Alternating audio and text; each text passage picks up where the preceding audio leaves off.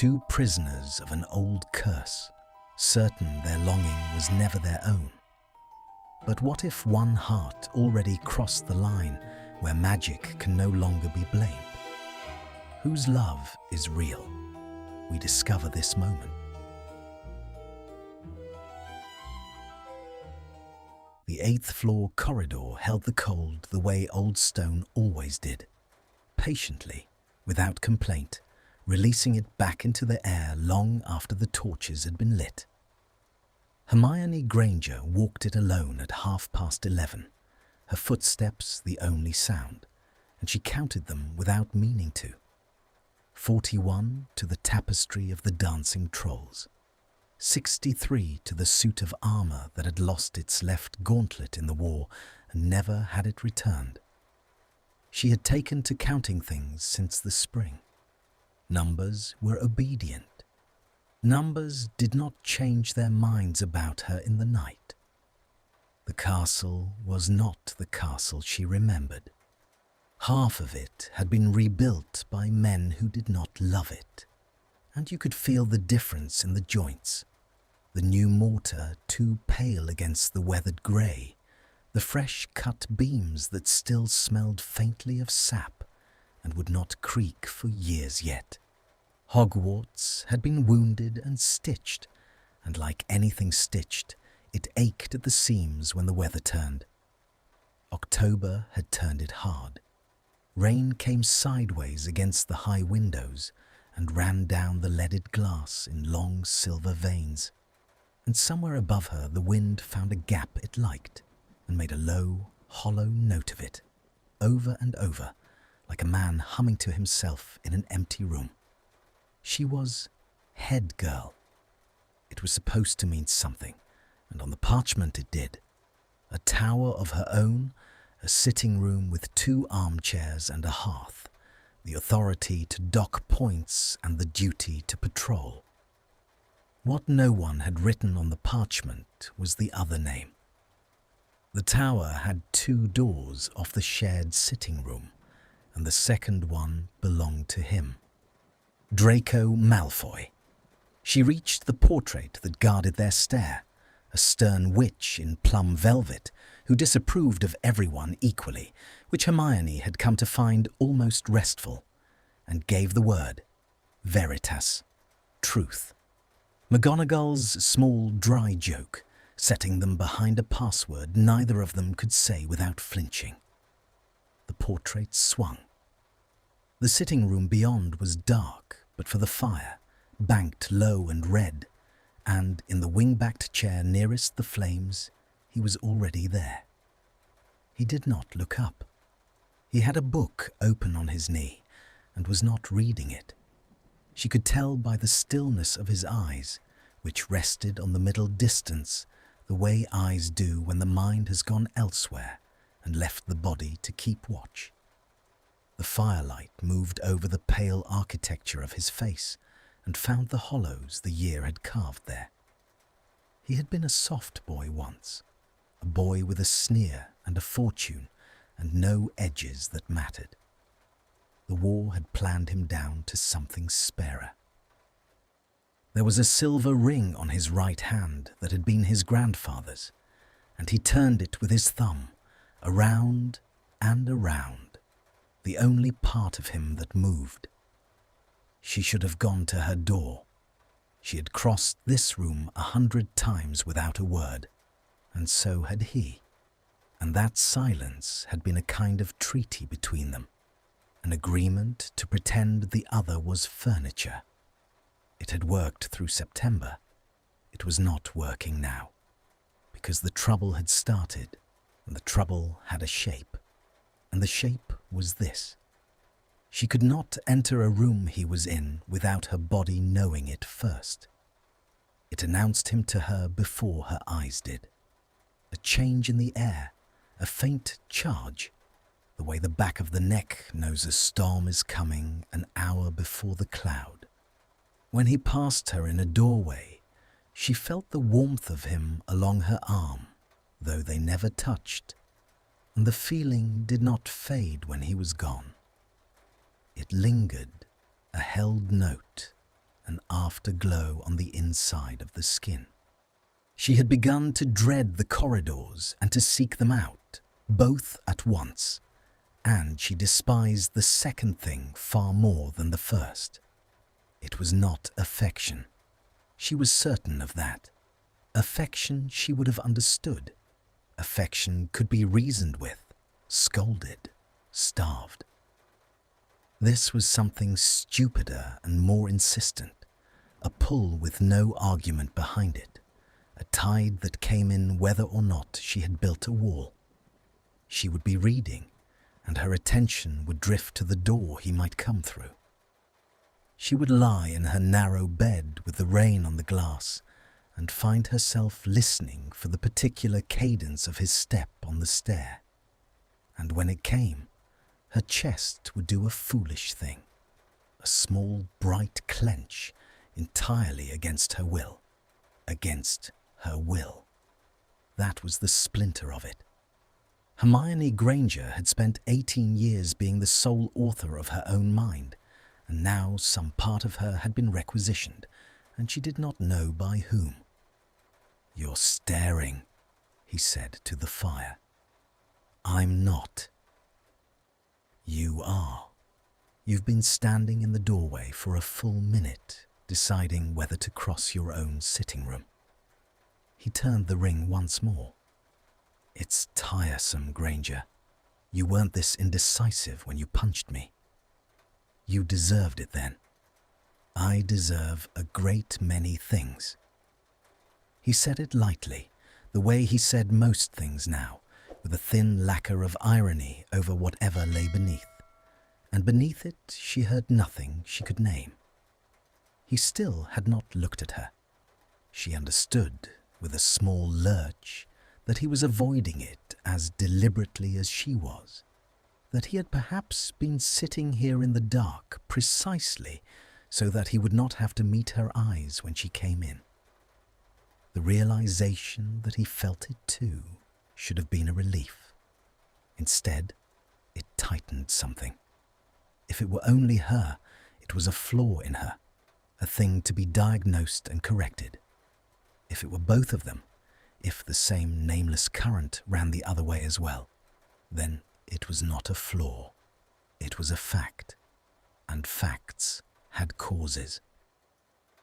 She made herself walk, past his chair, close enough that she felt again that warmth come off him, that low hum at the edge of the senses, like standing near a struck bell after the sound has died.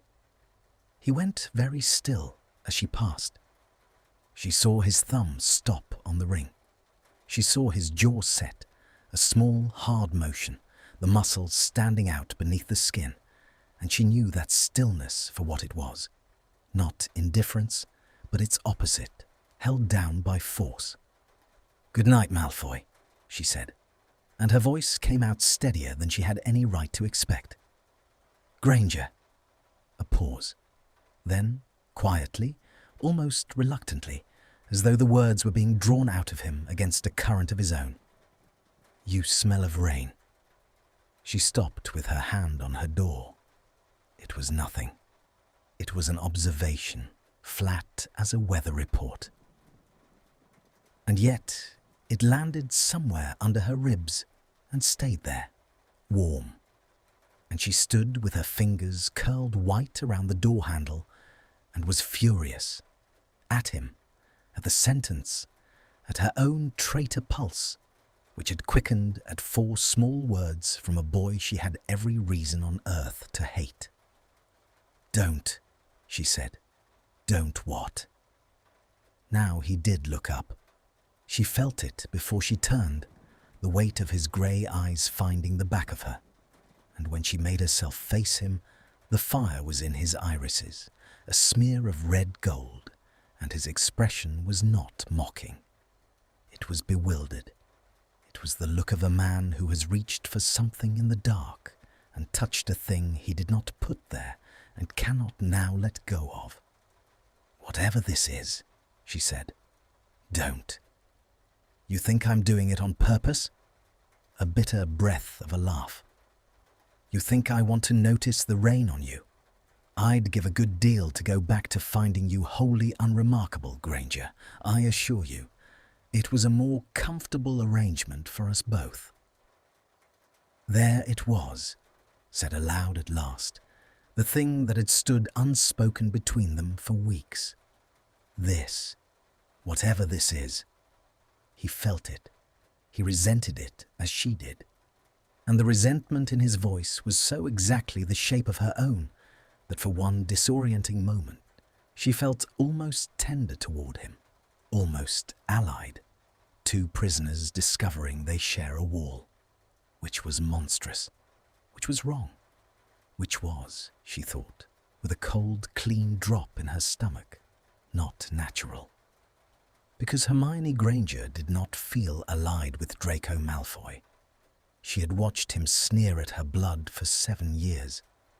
She had seen the cruelty he was capable of and the cowardice underneath it. She knew the facts of him entire, knew them the way she knew her times tables, and not one of those facts produced this. This warmth, this pull, this absurd quickening at the words "you smell of rain." The feeling and the facts did not agree. They had never agreed. And when two true things refused to agree, it did not mean the world was strange. It meant something had been added to it. "Good night," she said again, and went into her room and shut the door and stood with her back against it in the dark, her heart going like a snared bird. And she thought, "I am going to find out what is doing this to me, and I am going to make it stop." She did not sleep. She lay with the rain unspooling down the glass and turned it over and over, the way he turned the ring on his hand. Two people who had every reason to feel nothing, feeling this. A pull that arrived without affection to explain it, that worked the same in both directions, that resisted reason the way only enchantment resisted reason. She had read enough to know the shape of compulsion when she met it. She had simply never expected to meet it in her own chest. By the grey of the morning, she had a plan, and a plan was the only thing that had ever truly calmed her. She would go to the library. Not the open shelves, she had read those, but the restricted ones, the old genealogies and the older binding magics, the books that smelled of dust and verdigris and other people's secrets. If something had been laid on her, it had a name. Everything had a name. And a thing with a name could be unmade. She did not let herself wonder why the prospect of unmaking it sat so heavily. It took her 4 days. 4 days of stolen hours bent over crackling parchment, the tooth of the old pages catching at her fingertips, the library lamps burning low and green over the restricted stacks while the rest of the school slept. She read marriage curses and bloodline bindings, and the long, sad history of pure-blood families purchasing the future with the hearts of their children. She read until the words swam. And then, on the 4th night, in a Malfoy genealogy bound in cracked dragon hide and clasped with tarnished silver, she found it. A betrothal rite set generations deep into the line. A binding meant to draw the blood toward auspicious matches, to incline a Malfoy heart, gently and without its knowledge, toward whomever the magic judged advantageous. Old, patient, still warm in the page when she pressed her hand to it, the silver clasp biting cold against her wrist. And beside the entry, in a later hand, a single line of marginalia that stopped the breath in her throat, because it was not a Malfoy who had written it, and the ink was not old, and the words named a counter-rite, an unbinding, the only thing on earth that could sever a love that had been forced. Hermione sat very still in the green lamplight, her hand flat on the page, and understood that she had found her answer, and that the answer was going to require her to walk back up to that tower and place it, like a blade, into the hands of Draco Malfoy. She did not go to him at once. That was the strange thing, the thing she would examine later and fail to explain to her own satisfaction. She held the answer in her hands for 2 full days before she carried it up the stair. She told herself it was strategy. One did not accuse a Malfoy of anything without the ground beneath one's feet surveyed and certain. She read the marginalia until she knew its hand, the cramped, urgent slant of it, the way the writer had pressed so hard at unbinding that the nib had torn the page. She traced the genealogy forward through the centuries, name begetting name, each auspicious match a small purchase made against some family's prosperity, until the line narrowed at last to a single point. A single boy, born in summer, who turned a silver ring on his finger 3 floors above her head, and did not know that his blood had been bargained away before his grandfather's grandfather drew breath. That was the part she could not stop returning to. He did not know. Whatever this was that moved between them, whatever current had been switched on in the dark, he had not laid it there. He was as much its object as she was. And though she had every reason to suspect him of everything, she could not make the suspicion fit. A man who had enchanted her would not sit in the dark to avoid her eyes. A man who had enchanted her would not say, "I'd give a good deal to find you wholly unremarkable," with that raw, baffled note under the words, as though the feeling were a wound he kept probing and could not heal. So it was not strategy that kept her. It was the other thing, the thing she would not look at directly, the way one does not look at the sun. If she carried this answer up the stair, the answer became real. And once it was real, they would have to do something about it. And the doing something was an unbinding, a severance, a clean magical cut, and some animal part of her, some part she had not authorized and could not silence, did not want to be cut. That was how she knew the enchantment was strong. Because it had got into her reasoning. Because it had made not wanting to be free of it feel, for whole minutes at a time, like her own true wish. She went up on the second night, when the rain had thinned to a fine mist that beaded on the high windows and caught the torchlight in small trembling points. And she found him exactly where she had found him before. The wing-backed chair, the fire banked low, the unread book on his knee. He looked up when she came in. That was new. He did not pretend she was furniture. His grey eyes found hers across the dark room and she felt the held note start up in her chest, the bright clench, and she set her jaw against it and crossed the room and put the dragon-hide book down on the table between them with a soft, heavy thud. "I know what it is," she said. He looked at the book. He did not touch it. The fire moved on the silver of his ring and on the planes of his face, and she watched the understanding arrive in him slowly, watched him read the cracked cover and the tarnished clasp, and recognize his own family's crest pressed into the leather, and something behind his eyes went very quiet and very still.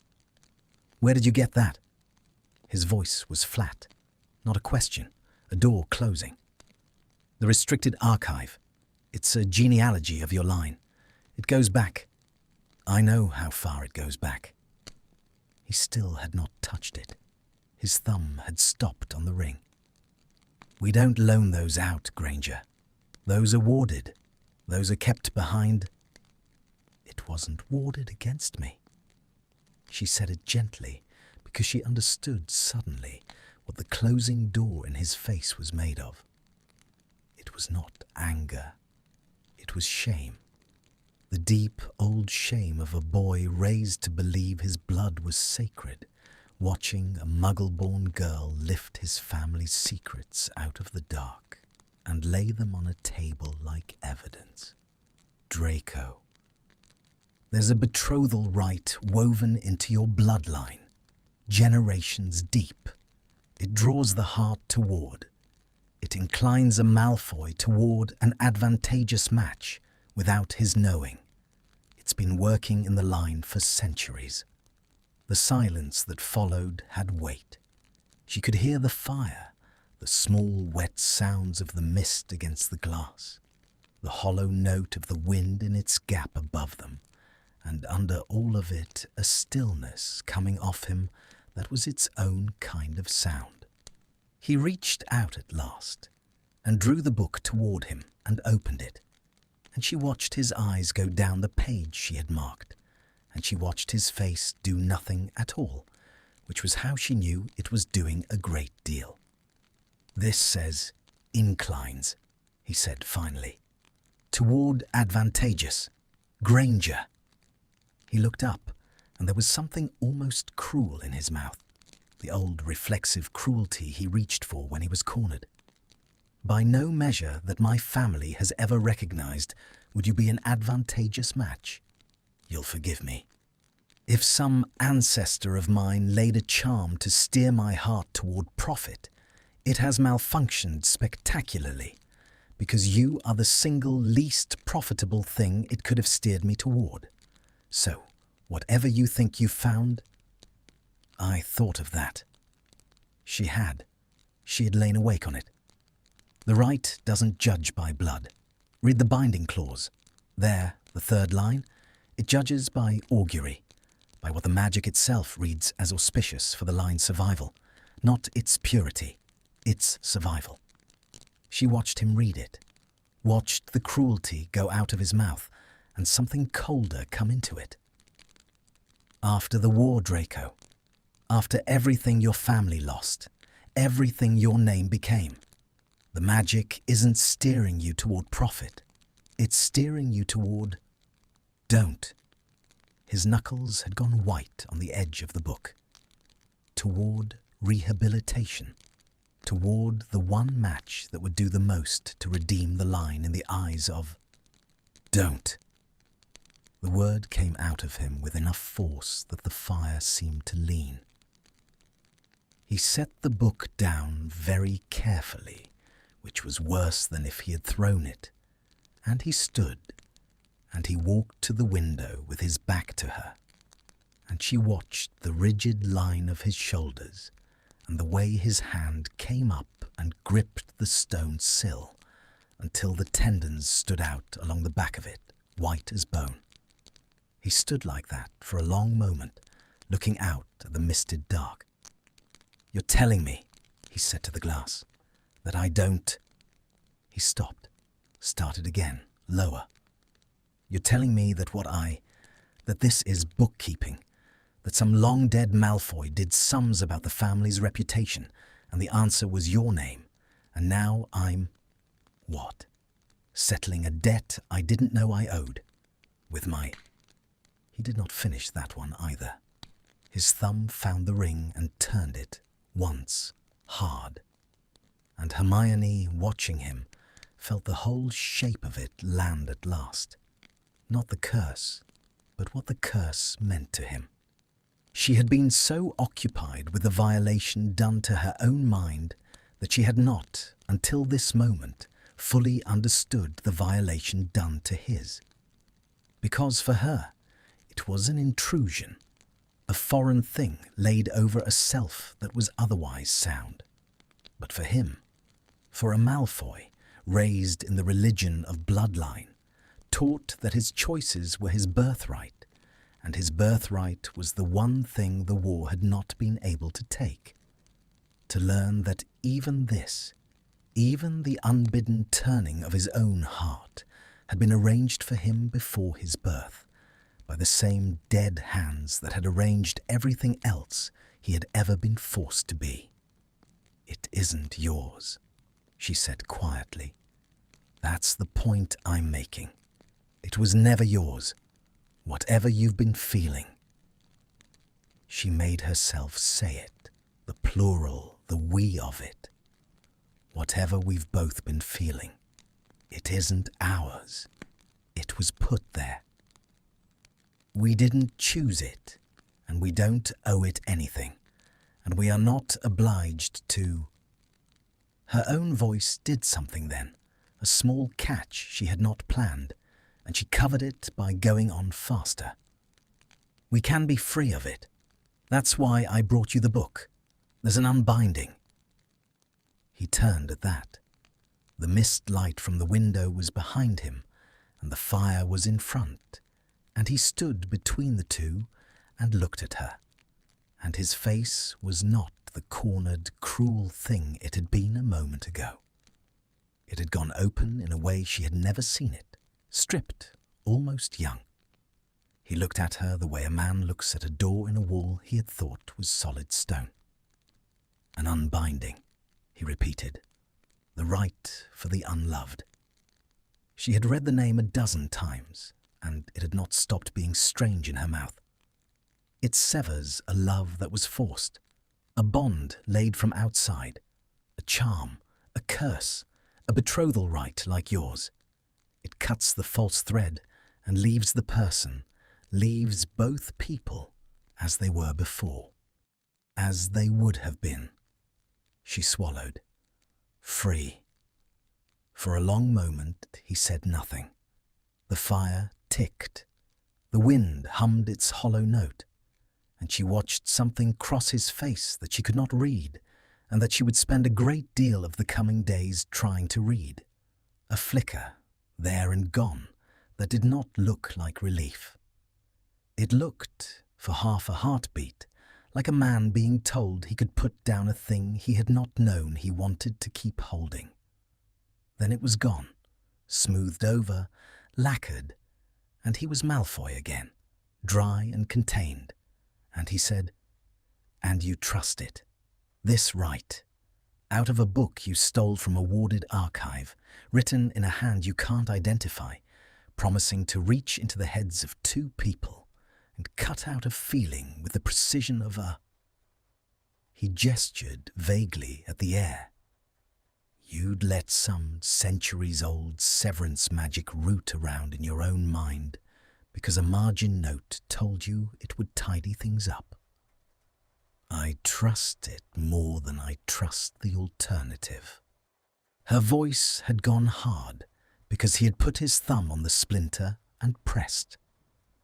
"The alternative is going on like this. Feeling." She would not name it. "Feeling things that aren't mine, for a person I have no reason on earth to feel them for, and not knowing from one hour to the next which of my own thoughts I can believe. I won't live in my own head as a guest, Malfoy. I won't. If something has been put in me, I will take it out, and I will take it out whether or not the procedure is comfortable." That reached him. She saw it reach him. He was a person she understood now and had perhaps always known, who lived as a guest in his own head more often than not, who had spent a war being moved about by hands not his own. And the fury in her voice at the thought of it was a fury he recognized, because it was his own, because it was the one thing they had ever truly held in common. "All right," he said. It was so quiet she almost missed it. "All right? You heard me." He came back from the window, slowly, and stood across the low fire from her, and the light came up between them and threw both their shadows long against the opposite wall, two dark shapes leaning toward each other across the stone. "If there's a way to know, Granger, and not to spend the rest of my life wondering whether His jaw worked. Whether any of it was mine, then I want it. I want to be certain it isn't real. He held her eyes. Don't you? And here was the moment. Here was the place where she ought to have said yes without a flicker, without a pause, because yes was the only sane answer, and she was, above all things, sane. She wanted to be free of a feeling that had been forced on her. Of course she did. Of course. Yes, she said. But there was a half-second before it. A half-second's hesitation, the smallest gap, the width of a held breath. And she saw him see it. She saw his eyes catch on it the way a thread catches on a rough edge. And she saw a question form behind them and not get asked. And she felt the heat climb her throat and was suddenly, frantically occupied with smoothing the cuff of her sleeve, which did not need smoothing, which was already perfectly straight, her fingers moving over the seam again and again while she looked at the fire and not at him. Yes, she said again, more firmly, as though saying it twice could erase the gap. I want to be certain it isn't real. He looked at her a moment longer. The fire burned low and red between them, and the mist trembled on the glass, and the wind held its single hollow note. And whatever he had seen in that half-second's pause, he chose not to name it. He inclined his head, a small, precise motion, the closing of an agreement. Then we'll need to know what the rite requires, he said. All of it. Every component. Every condition. I'm not putting my mind on an altar without reading the whole contract first. He looked down at the cracked book between them, his grandfather's ring catching the light. Show me the rest. And Hermione, her cuff still smooth beneath her restless fingers, reached for the page and did not let herself wonder why the word certain had cost her so much to say. The rite asked for things that could not be bought. They learned this together over the following week, bent over the dragonhide book at the table between their two chairs. The fire kept high now, because the cold had got into the tower for good and would not leave until spring. The contract, as Draco insisted on calling it, was long and exacting, and written by someone who had clearly suffered the consequences of imprecision, because every clause hedged itself against the last.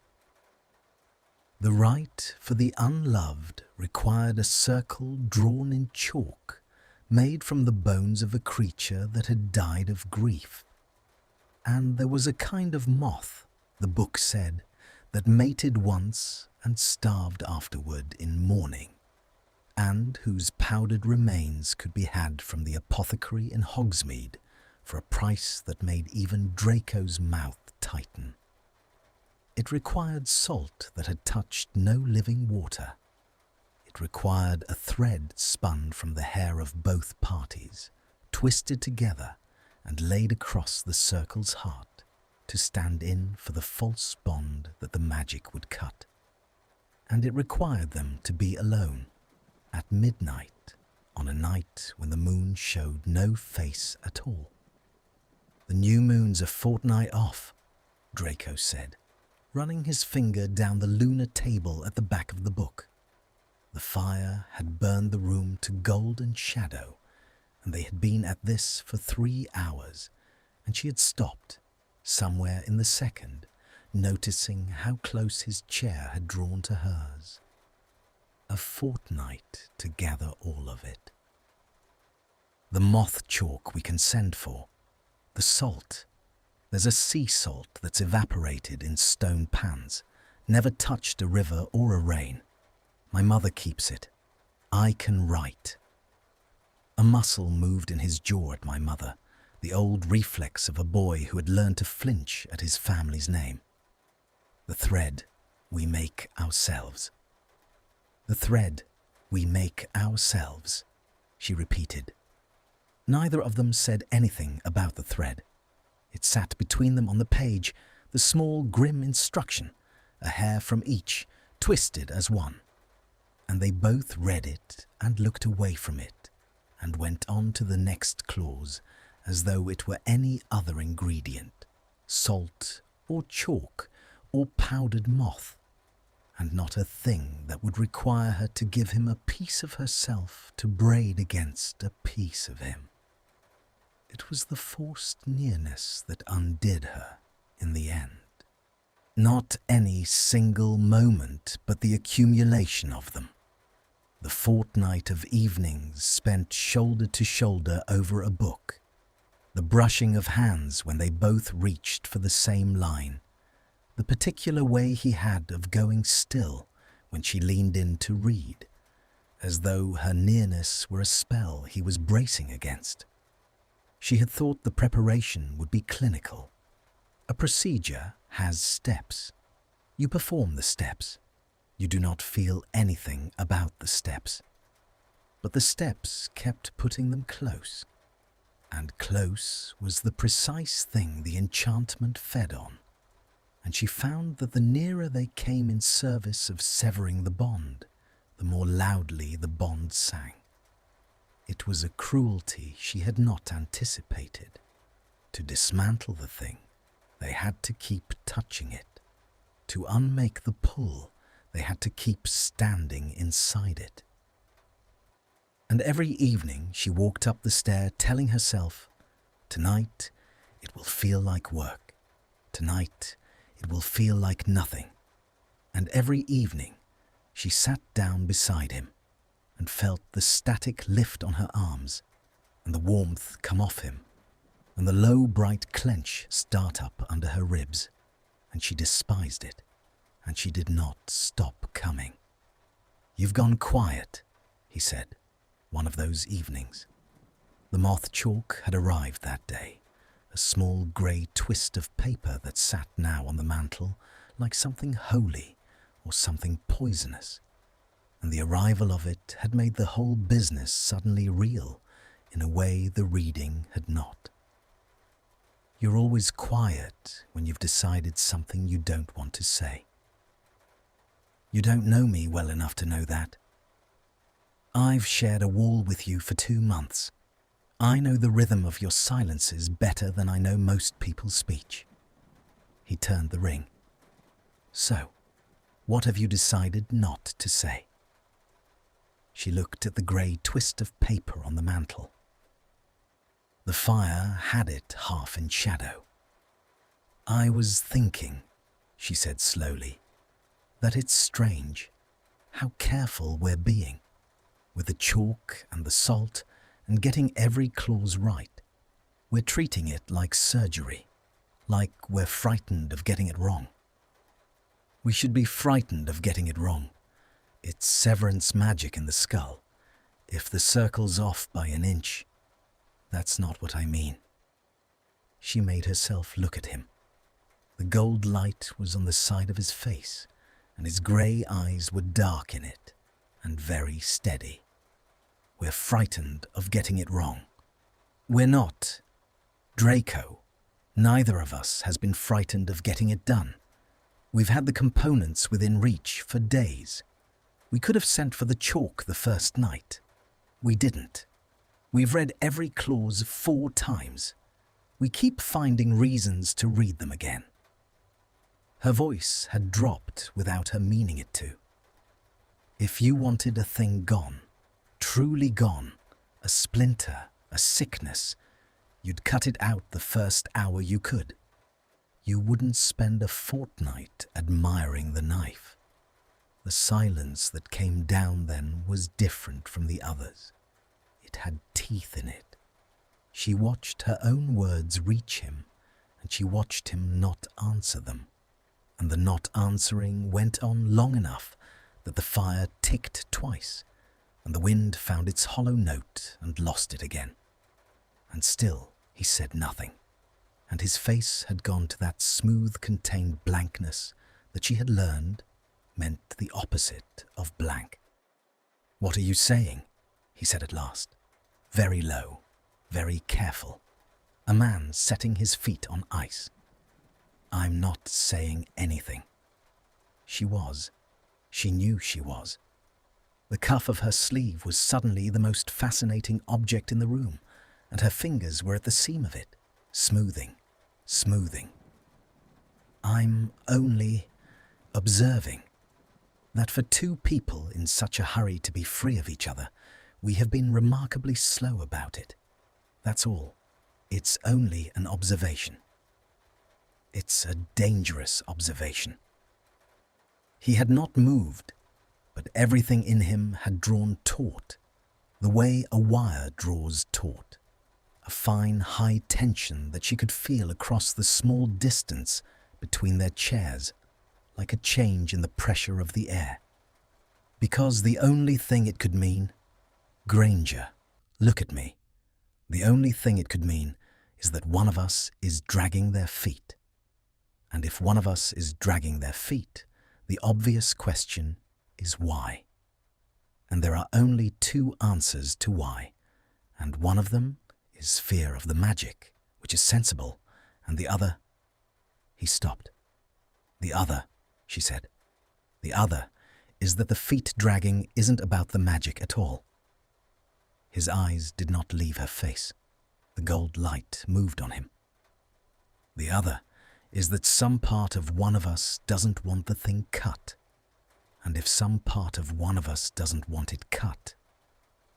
His jaw worked. He did not finish. He did not have to. The unfinished sentence hung in the golden shadow between them, more dangerous in its silence than it could ever have been spoken. And she understood that they had arrived, without meaning to, at the very edge of the thing, the cliff edge they had both been circling for a fortnight, and that one more word from either of them would send them over. She did not say the word. Neither did he. Instead, he stood, abruptly, the chair scraping back over the stone, the sound of it loud and wrong in the careful quiet, and crossed to the mantel and took down the grey twist of moth chalk and turned it over in his long, pale fingers, his back to her. And when he spoke, his voice had changed. It had put its armour back on. "We send for the salt tomorrow," he said. "I'll write to my mother tonight. The new moon is in 11 days. We've dithered long enough. You're quite right. It's undisciplined." The word came out clipped. "We'll do the thread last, the night of. No sense having a braided bond sitting about the tower for a week and a half. Tempting." He stopped.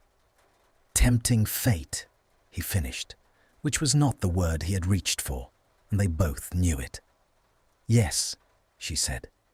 "All right."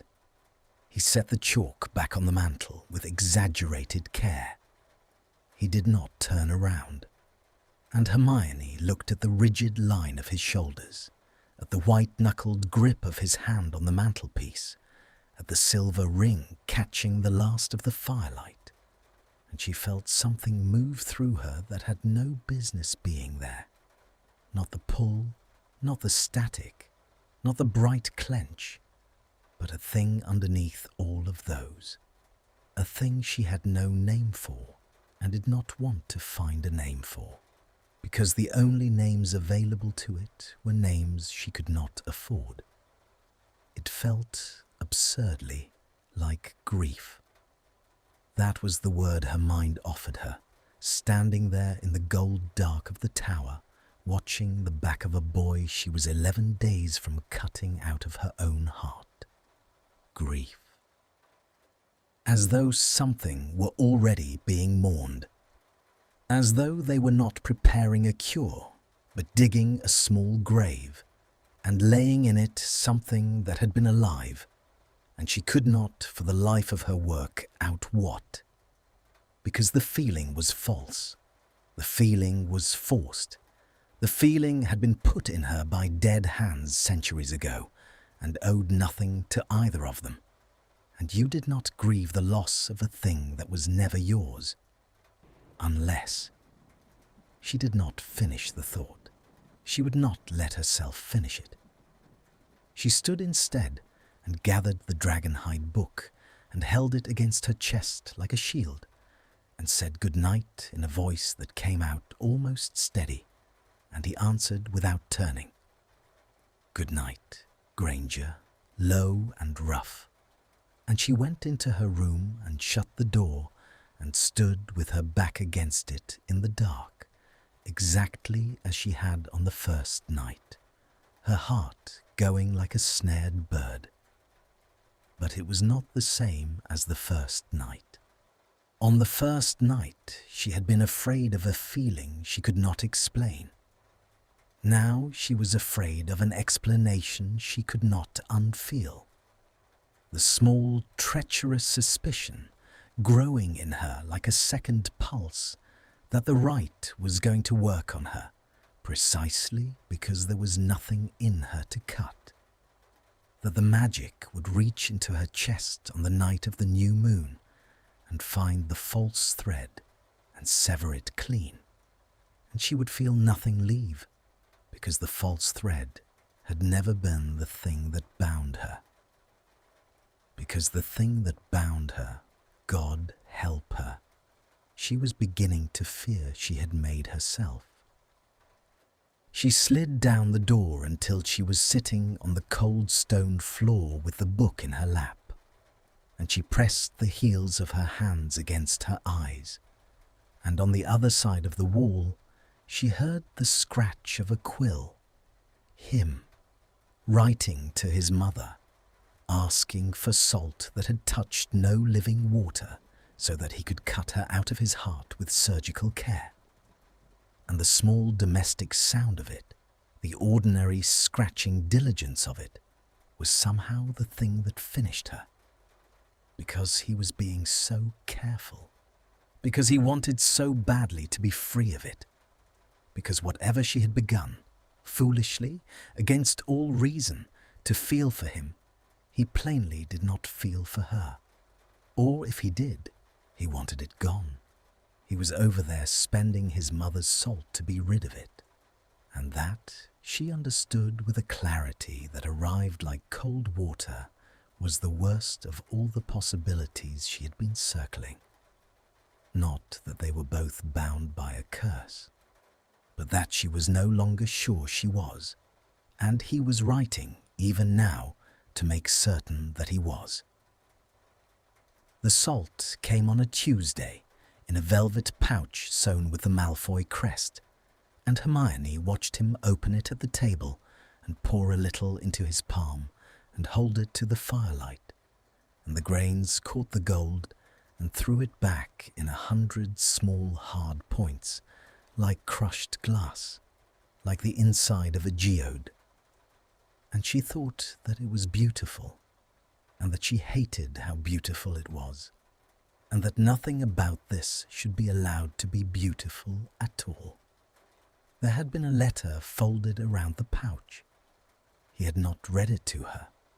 He had read it once himself, his face doing nothing, and then folded it again into a square and into a square, and put it inside his robes against his chest.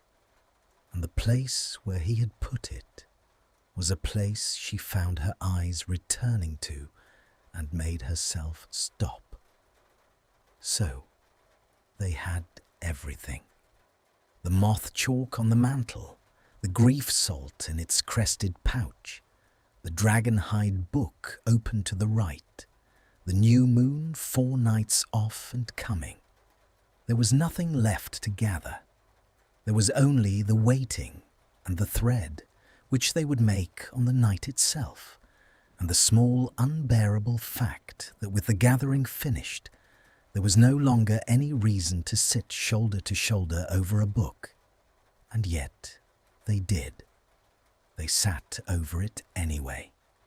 They read clauses they had memorized. They invented questions to ask each other about salt. And Hermione understood that they had both become, in the careful language of the Rite, parties to a contract neither wished to sign, and that the slowness she had named aloud a week ago had not been cured by naming it, but had only gone underground, where it grew. It was on the second of the 4 nights that she did the thing she had told herself she would not do. She read ahead. She had been through the Rite a dozen times. The components, the circle, the words of severance, the careful instruction on how to dismantle the chalk lines afterward, so that no residue of the cut bond clung to the room. But the book had a final section she had skimmed, a dense block of older script crammed into the last pages, written in the same cramped, urgent hand as the marginalia, the hand that had pressed so hard at unbinding that the nib tore the page. She had taken it for commentary, notes, the fretting of whoever had used the Rite before.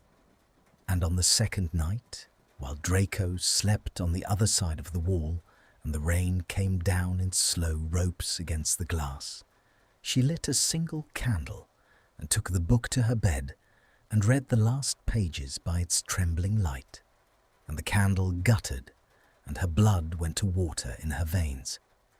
It was not commentary. It was a condition. No, the cramped hand had written, that the Rite for the unloved severs only the false. The forced thread it will find and cut. For the forced thread is foreign to the heart, and the magic knows its own. But where the heart has made a thread of its own making, where love has taken root past the place the charm can reach, there the Rite has no power, for it cannot cut what the soul itself has grown. Mark this well, you who would be free. If the bond does not break, the bond was never wholly false. And the magic, in failing, will show you the truth it cannot sever. It will show you whose heart crossed the line. Be certain, you who would be unloved, that you wish to know. She read it 3 times. The candle threw her shadow huge and wavering on the wall, and the rain went on, and somewhere far below in the sleeping castle, a clock struck the small hours, and she sat with the dragon-hide book open on her knees, and understood, with the awful completeness of a thing she had known all along, and refused, that she had been right to fear. The Rite only worked if the love was false. If the love was false, the magic cut it, and they walked away clean and free, and never spoke of it again. 2 strangers who had once been bound by a dead man's arithmetic and were bound no longer. That was the version she had agreed to. That was the version they had gathered salt and chalk and grief for. But if it was not false, if even one of them had crossed the line, had grown a thread of their own past the place the charm could reach, then the Rite would fail. The circle would refuse them. And in refusing, it would show them. It would lay the truth bare in the chalk and the salt and the braided hair, whose heart had stopped being the curse's and started being their own. And she did not know whose it was. That was the thing that kept her sitting upright in the cold, with her heart slamming against her ribs. Not the fear that the Rite would fail, but the fear that it would fail and name her. Because she had felt it growing, hadn't she, this past fortnight? The grief that should not have been there, the not wanting it cut, the way her eyes went to the place over his heart where he had folded his mother's letter, the way certain had cost her so much to say. She had told herself the enchantment had got into her reasoning, had made not wanting to be free feel like her own wish. But what if that was the lie she had built to live behind? What if there was no enchantment left in her at all to do the getting in? What if the curse had done its small dishonest work months ago and then withered, the way the moth withers after it has loved its once, and left behind it something she had grown herself in the dark without permission that no rite on earth could cut, because no rite on earth could find its root. Then she would kneel in that circle on the night of the new moon, and the magic would reach into both their chests, and it would find his thread false and her thread true, and it would cut his clean away and leave hers exposed, unsevered, undeniable, shown. He would see it. He would kneel across the cold chalk from her and watch his own forced feeling drop away like a snipped wire, watch himself go free in an instant, restored to the clean indifference he had wanted so badly that he had spent his mother's salt on it. And he would look up and see that hers had not dropped, that hers was real, that the muggle-born girl he had every reason to feel nothing for had gone and grown a true love for him in the dark, like a weed in a cellar, while he felt nothing at all but the curse, which the magic would tidily remove, leaving him free and her flayed. She could not let that happen. She would die of it, not of the love. She could survive the love. She had survived worse, but of him seeing it, of kneeling in the ruin of her own exposed heart, while he stood up whole and walked away. She blew out the candle. She lay in the dark with the rain on the glass, and she made herself breathe. And she thought, with the cold, clear part of her that had got her through a war, then I will not let it get that far. I will go to him tomorrow, and I will tell him the right cannot be done. I will lie. I will say I've found a flaw in the chalk, a fault in the salt, anything. I will say the new moon is wrong, that we need the next one, that we need to wait. And I will buy myself a month, and in a month I will master this thing. I will starve it. I will cut it out myself with my own 2 hands, where no magic has to show him anything. And then we will do the right, and his false thread and my dead one will fall away together, and he will never, ever know. It was a good plan. It was a coward's plan, and she knew it, and she did not care, because the alternative was unsurvivable. She did not sleep.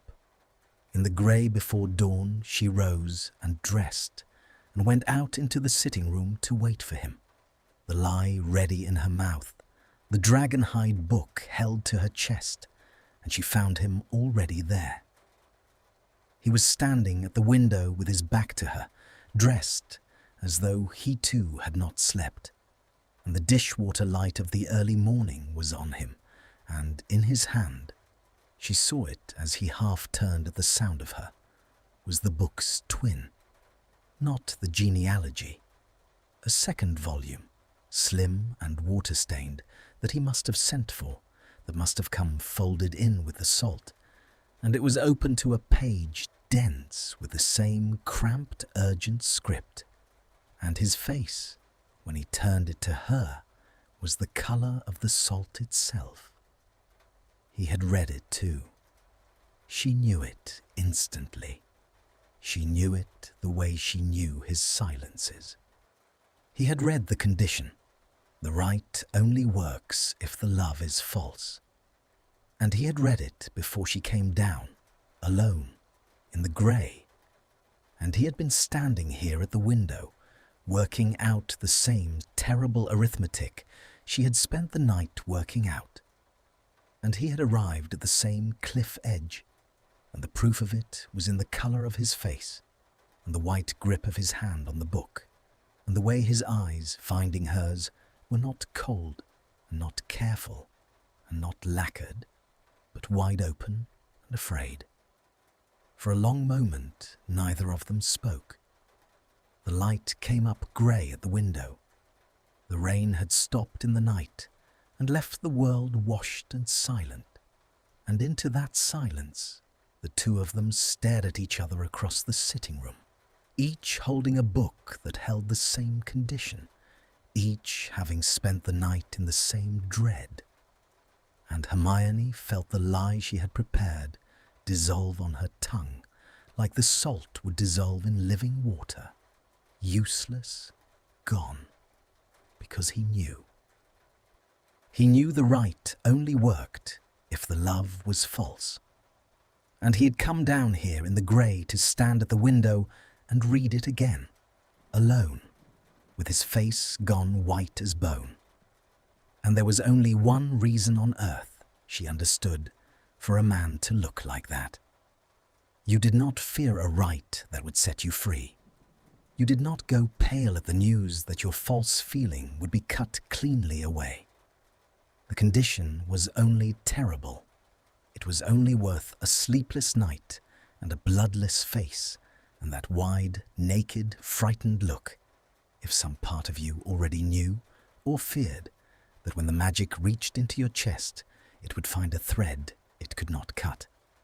"You've read it," she said. Her voice was barely there. "Yes." His was no better. "Then you know." She took a step toward him and stopped, the book between them like a wall, like a held breath. "You know it only works if it's false." He said the word as though it cost him. "Yes, I know." And they stood there in the grey dawn, 4 nights from the new moon, each having spent the dark hours terrified of the same exposure, each looking at the other and seeing, at last, unmistakably, the white face of someone who had something to lose. And neither of them, in that ringing silence, yet daring to ask the only question left, the question that the right itself would answer if they let it, the question that hung in the washed grey air between them and would not be unasked now that they had both gone pale with the same fear. Which of us already crossed the line? It was Draco who broke it. Of course it was.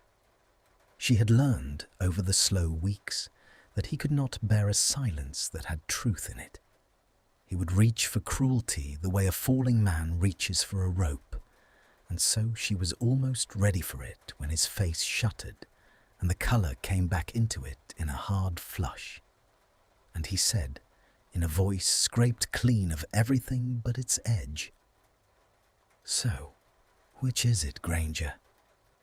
You've gone the colour of a corpse over a condition that should be nothing to you, unless it isn't nothing." He set the slim, water-stained book down on the sill behind him, very deliberately, freeing both his hands, and she understood that he was arming himself, that this was him at his most dangerous, cornered and bloodless and reaching for the rope. Unless you've sat up all night doing sums and not liked the answer. Unless the great rational Granger has discovered something in herself she can't reason away. And now she's frightened of a circle of chalk because she thinks it'll show the whole world what she... "Don't turn it on me." Her own voice came out hard to match his, because she would not stand here and be flayed by a boy who had come down to the grey window to read the same page with the same white face. You read it before I did. You came down here alone. You're the colour of the salt, Malfoy. Don't you dare stand there and tell me it's my sums that didn't add up when you've plainly spent the whole night drowning in your own. That landed. She saw it land. His jaw worked and his hand found the ring and turned it, hard, once, And for a moment, something raw moved behind his eyes. But he buried it, the way he buried everything, under the next cruelty. Faster now, the rope slipping through his hands. I read it, because I'm thorough, he said. I read it, because I'm not an idiot who walks into severance magic without reading the whole contract, as I told you at the start. That's all my white face is.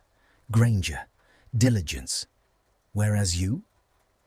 He took a step toward her, off the window, into the grey light, and the nearness of him lifted the static on her arms even now, even here, even with both of them flayed and furious. You came down with a book clutched to your chest and a lie already half built behind your teeth. I watched it die when you saw me. So don't talk to me about who's drowning. At least I have the spine to be afraid out loud. You are not afraid out loud. You are cruel out loud, which is the only language you've ever learned for fear, and I am sick to death of translating it. The words came out of her in a rush, too true, too fast, and she saw them strike him, and she did not stop. You learned a long time ago that if you got there first with something sharp, no one would have time to see what was underneath. And it worked. It worked for years.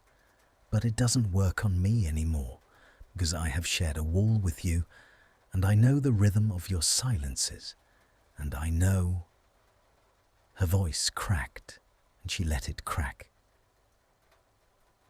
I know what your face does when you're trying not to feel something, and it is doing it right now, and it has been doing it for a fortnight, and I am so tired, Draco. I am so tired of both of us pretending we don't know what the white faces mean. The room rang. He had gone very still. The flush had drained out of him and left him pale again, and the cruelty had nowhere to go, and his hands hung open at his sides, and he looked at her across the grey morning light with an expression she had never once seen on him in 7 years. The expression of a man whose armour has been named, plate by plate, by someone who knows where the buckles are, and who is standing now in the cold without it for the first time, and does not know how. And what do they mean? He said, very low, almost nothing. Tell me then, since you know me so well, tell me what the white faces mean. And there it was. The question handed to her after all the nights of circling it, handed to her the wrong way round, dared rather than asked, dropped at her feet like a gauntlet. Tell me what the white faces mean. He wanted her to say it first. He wanted her to be the one to walk out onto the ice, so that whatever happened next, the breaking of it would be her weight and not his. So that he could stand on the shore and be cruel, or be silent, or be saved, depending on what she said, but would not have to be the one who spoke the thing that could not be unspoken. She almost did it. She stood there in the grey with her heart slamming, and the truth right at the back of her teeth. They mean I have crossed the line. They mean the magic will find my thread and fail to cut it. They mean I love you, and I don't know when it stopped being the curse and started being mine. And I cannot bear for a circle of chalk to be the thing that tells you. And she felt how close she was to saying it, how the whole night had brought her here to the edge of it, and how it would be such a relief, such a vast, unspeakable relief to set it down. But she looked at him, and she saw the way he was waiting, not soft, not open, but braced, ready, the cruelty cocked and loaded behind his eyes in case he needed it. She saw that he had handed her the gauntlet precisely so that he would not have to risk himself, and she understood, with the cold, clear part of her, that if she spoke first, if she laid her own heart bare in the grey light, and it turned out his white face had only ever been diligence after all. Then she would have done the very thing she had sworn in the dark she would die before doing. She would have let him see it. Without the circle, without the rite, with nothing but her own foolish mouth, she would have exposed the unsevered thread and handed him the knowledge that the muggle-born girl had grown a true thing for him in the dark, while he felt nothing but a curse he'd paid his mother's salt to remove. So she did not say it. She gathered all of it back behind her teeth, every true word, and she swallowed it down where it sat like the grief salt itself, hard and bright and cutting. And when she spoke, her voice had gone flat and even and final, the voice she used for facts. "They mean we're both frightened of the magic," she said, "because it's dangerous and we're not idiots, and a rite that punishes a wrong answer is a rite worth losing sleep over. That's all the white faces mean, Malfoy." She watched the words reach him. She watched something behind his eyes flicker and then bank itself down, low and red, like the fire when it was covered for the night. We've both read the condition, so we both know the stakes. So we do the rite carefully, and the false threads fall away as they're meant to, and we walk out of that circle free, both of us, as we were before. As we were before, he repeated. There was something terrible in the flatness of it. Yes. And you're certain? His eyes had not left her face. That your thread is false. You're certain the magic will find it and cut it. You'd kneel in that circle and stake it.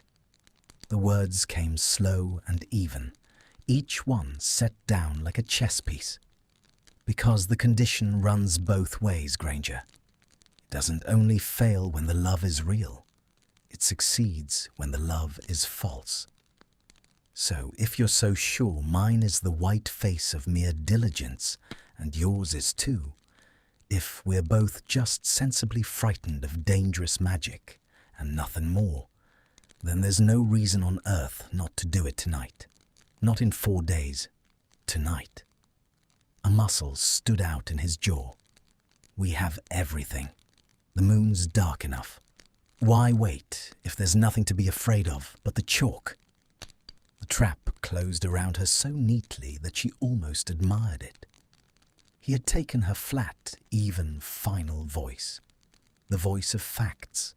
The voice that said there is nothing here but sensible fear. And he had turned it back on her like a blade. If she was telling the truth, there was no reason to wait. If she insisted on waiting, she was lying.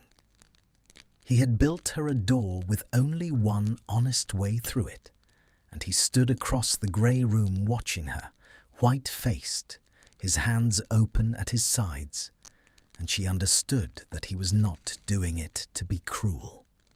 He was doing it because he had to know. Because he had spent the night in the same dread she had, fearing the same exposure, and he could not go on not knowing whose thread the magic would refuse to cut.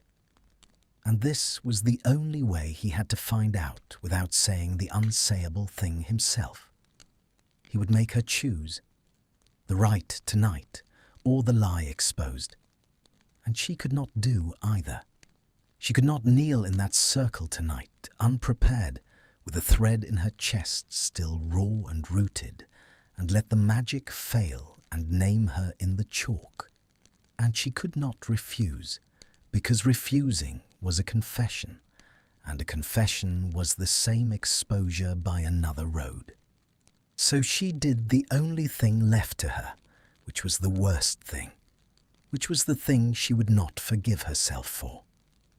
She reached for the rope he had taught her to reach for. She got there first with something sharp. "Fine," she said. Tonight. She saw it stagger him.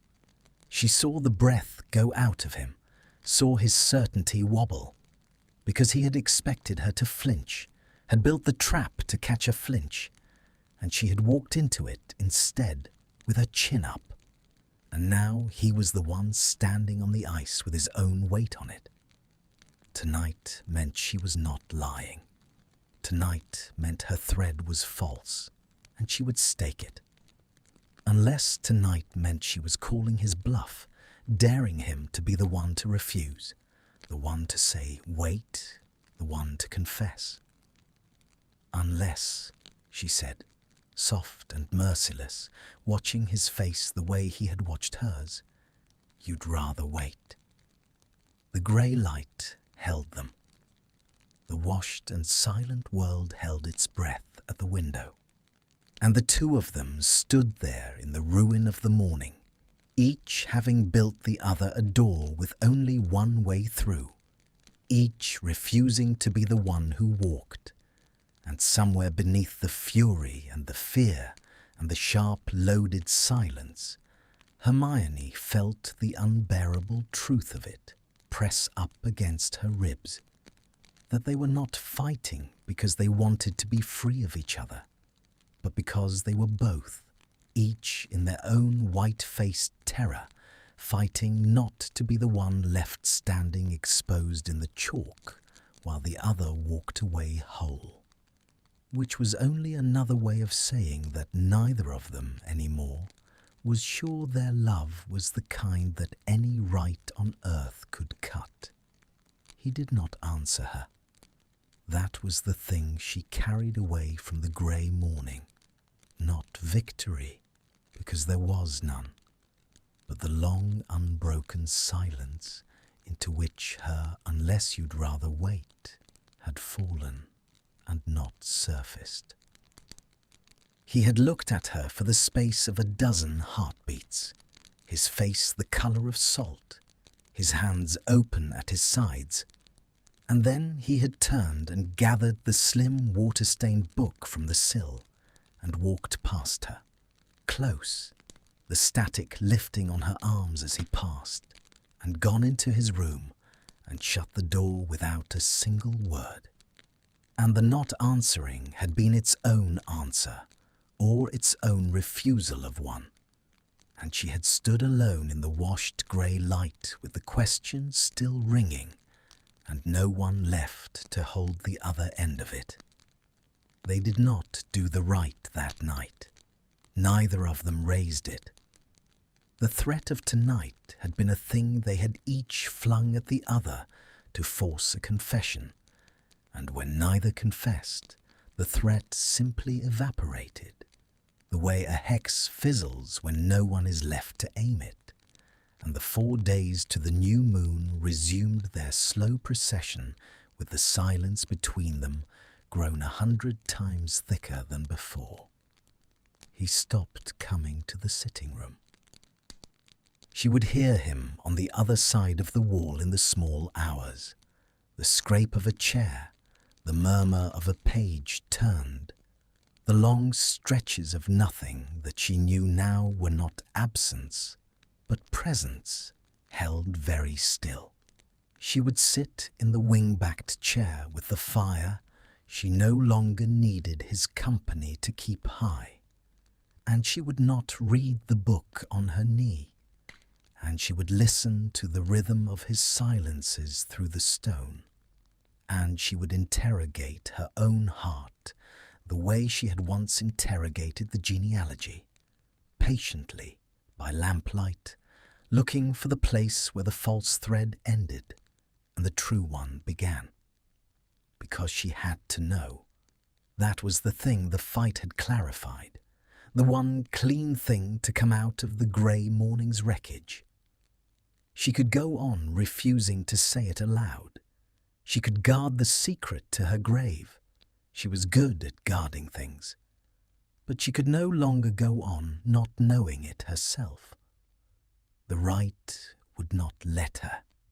In 4 nights she would kneel in that chalk one way or another, and the magic would reach into her chest and she would rather walk in already certain of what it would find than be told, in the cold, in front of him, by a circle of moth-bone dust.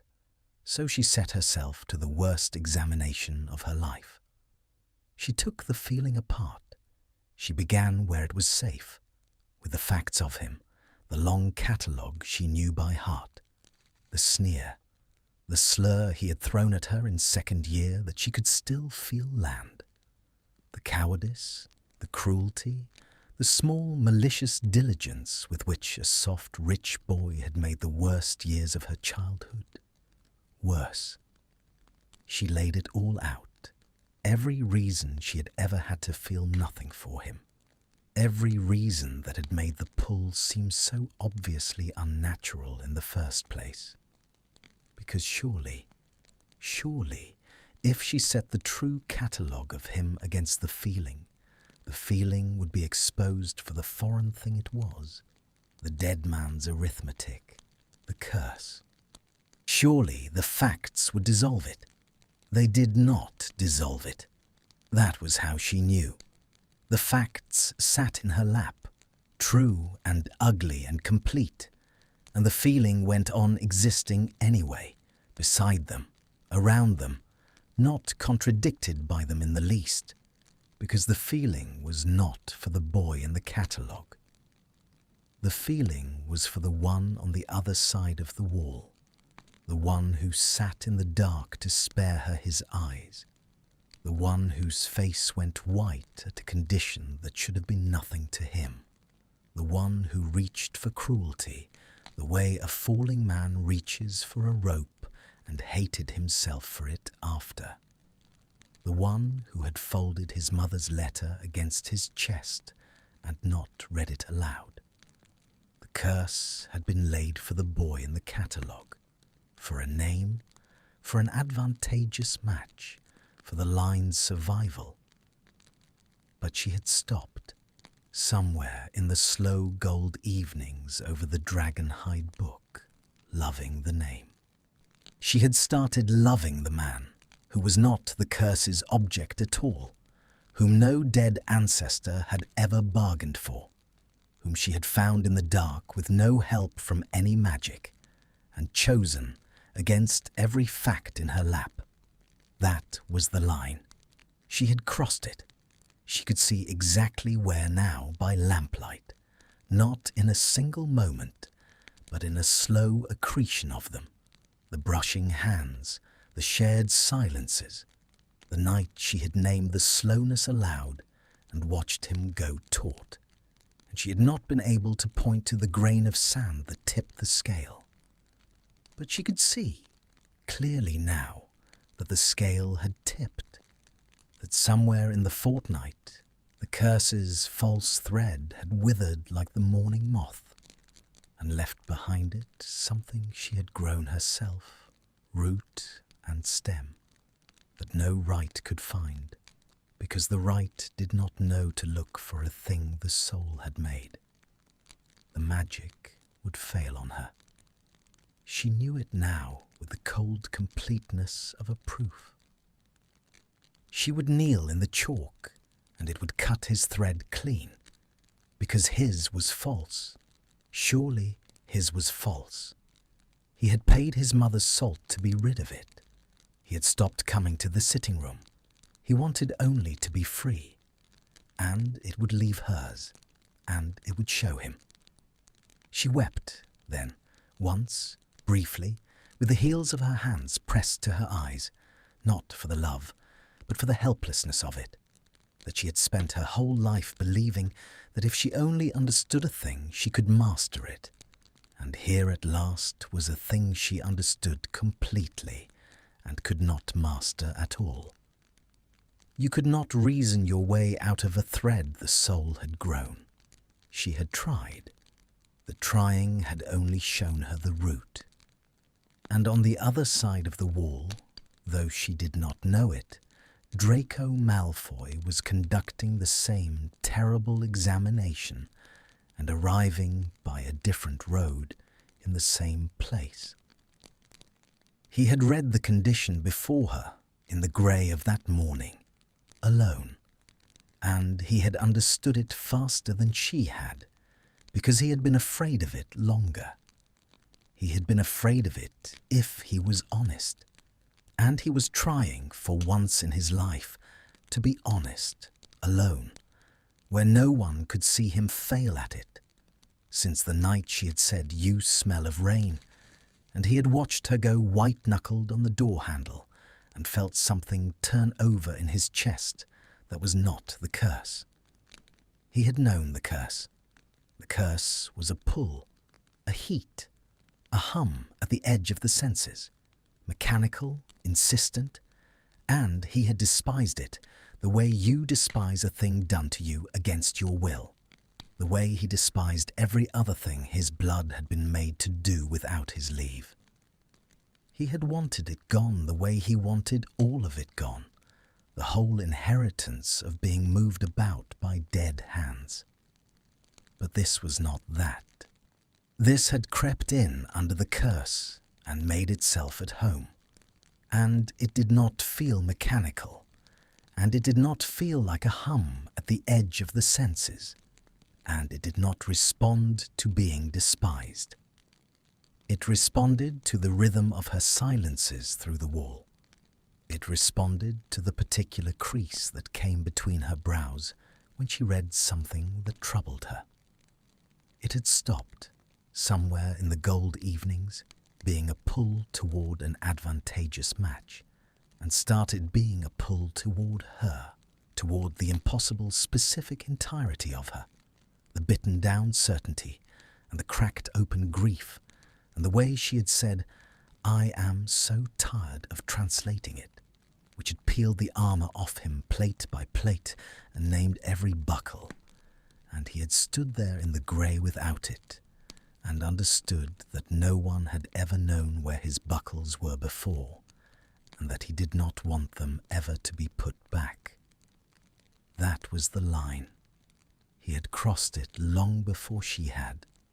He had crossed it, he suspected, the very first night in the dark, when he had sat there refusing to look at her, precisely because looking was no longer safe. And the curse had only ever been the thing he could blame, the borrowed villain, the dead man's arithmetic he could point to and say that is why it isn't mine. I owe it nothing. He had wanted the right because the right would prove it was the curse. The right would reach into his chest and cut the thread, and he would feel it drop away, and he would be free. And the freedom would be the proof that it had never been his, that the Malfoy who could not afford to love a muggle-born girl had never really loved one, that the whole impossible thing had been a charm and not a choice. But he had read the condition, and the condition had taken the proof away from him. Because if the right failed, if the magic reached in and could not cut his thread, then it had never been the curse at all. Then he had done this himself. Then there was no dead ancestor to blame, no borrowed villain, nothing between him and the unbearable fact that Draco Malfoy had grown a true love for Hermione Granger in the dark, with his own heart, against everything he had ever been raised to be, and that he could not cut it out, and that he did not, God help him, want to. He sat on the other side of the wall and listened to her move in her room and turned his grandfather's ring around and around his finger, and he understood that the right was no longer a way to be free.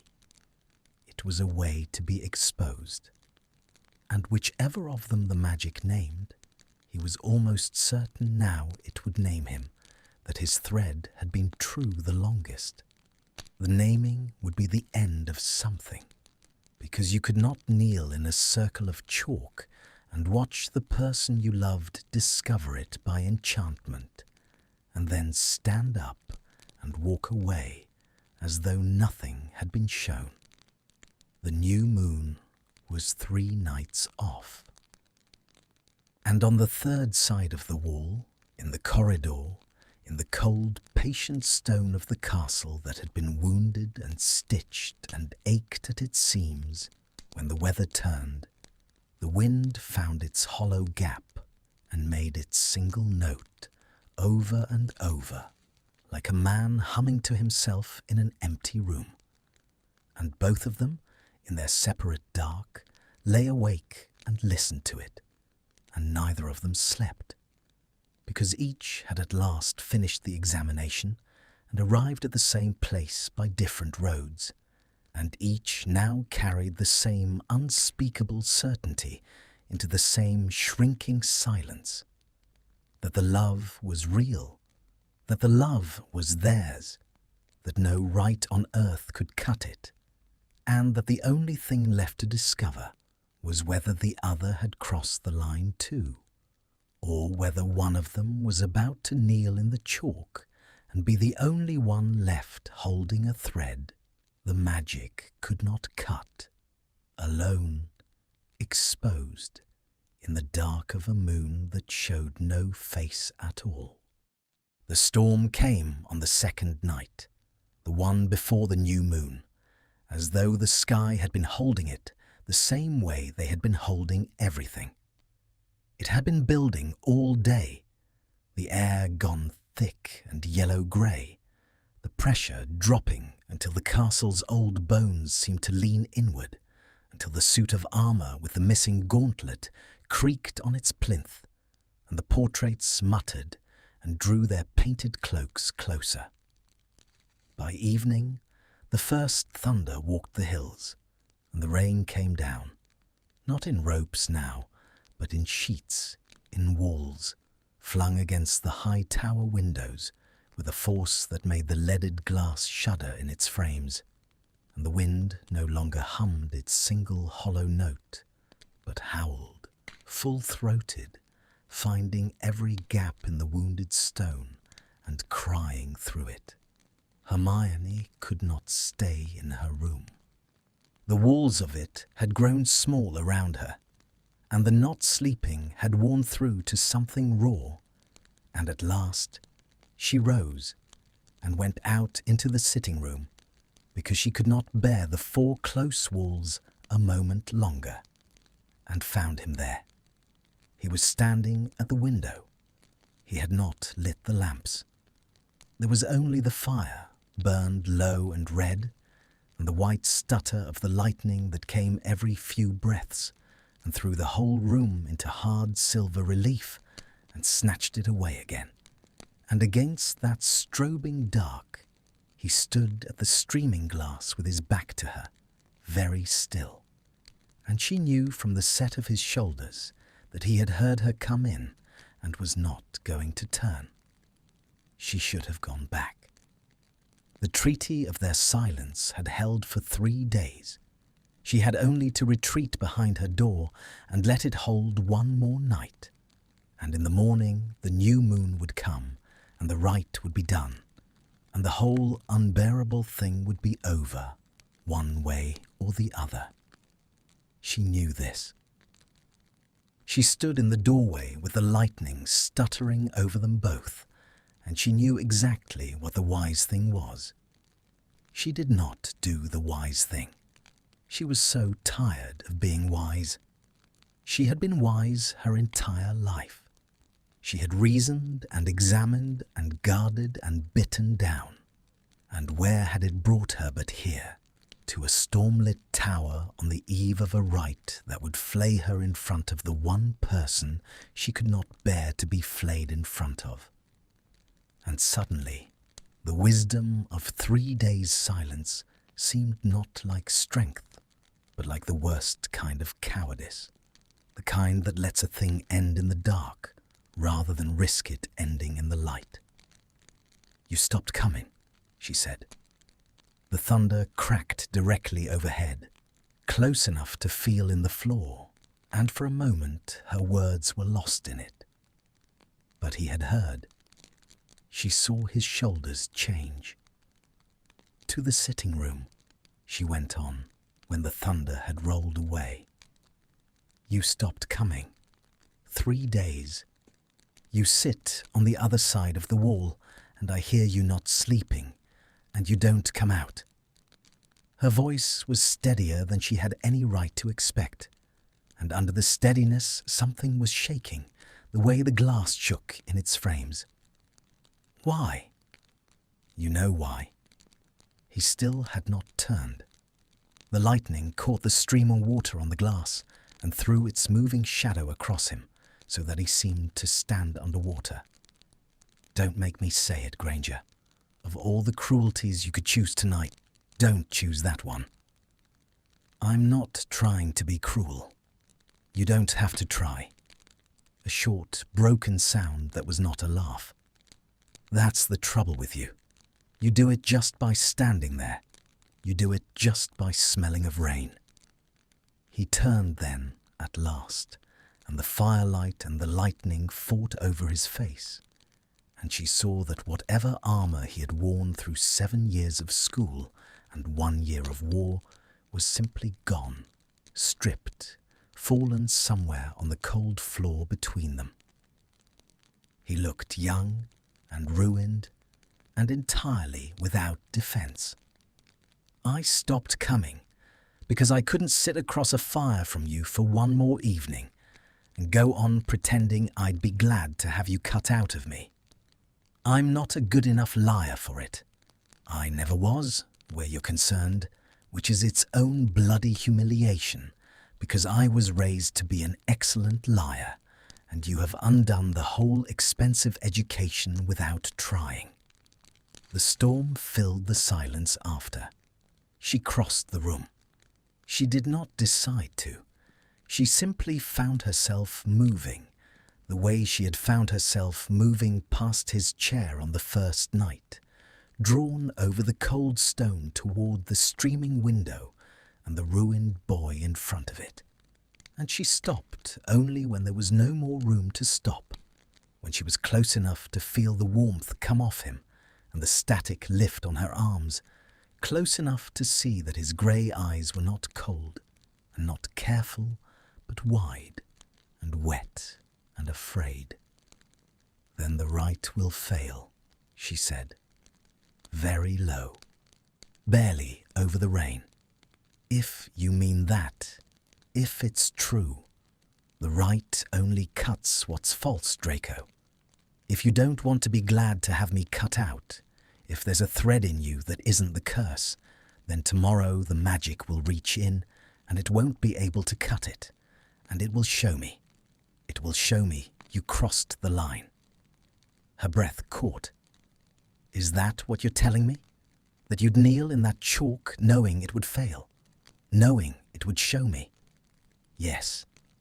The word came out of him like something torn.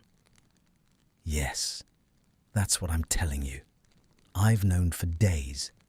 I knew before you found the condition. I knew the morning I read it.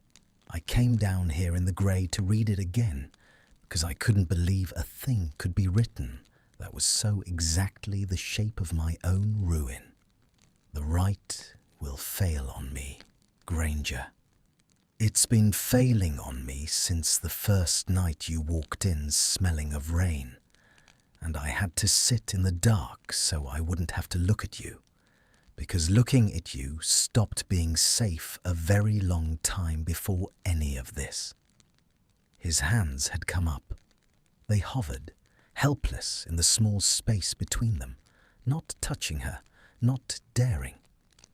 "I wanted the Rite because I wanted it to be the curse. I wanted to be able to blame the dead for this, the way I've blamed them for everything else I was made to be. But it isn't the curse. I did this. I did it myself, with my own—" His voice cracked clean through. "And I can't cut it out, and I have spent 3 days on the other side of that wall trying, and I can't. And tomorrow a circle of chalk is going to tell you so, whether I will it or not. And I could not let it be the chalk that told you. Not the chalk. Not after everything. So I'm telling you, now, in the dark, before any magic does it for me." He drew a ragged breath. It's real. It was always going to fail on me, because I love you, and I have for longer than I can bear to count, and no rite ever made by anyone was going to be able to cut that out, because I grew it myself, in the dark, like a fool, against every single thing I was ever told I was. The lightning came and held and lit the whole room white. And in the white she saw his face entire, undefended, terrified, true. The face of a man who had just laid the unsurvivable thing down in the open and was standing now in the cold with nothing left to lose, because he had already lost it all. And the thunder broke over them like the sky itself coming apart, and into the breaking of it, before it had even finished, before she could think, before the wise part of her could rise and stop her. Hermione closed the last of the space between them and reached up and took his ruined face in both her hands and kissed him. He went still, the way the room had gone still when she walked in, the way he always went still, the stillness that was the opposite of stillness.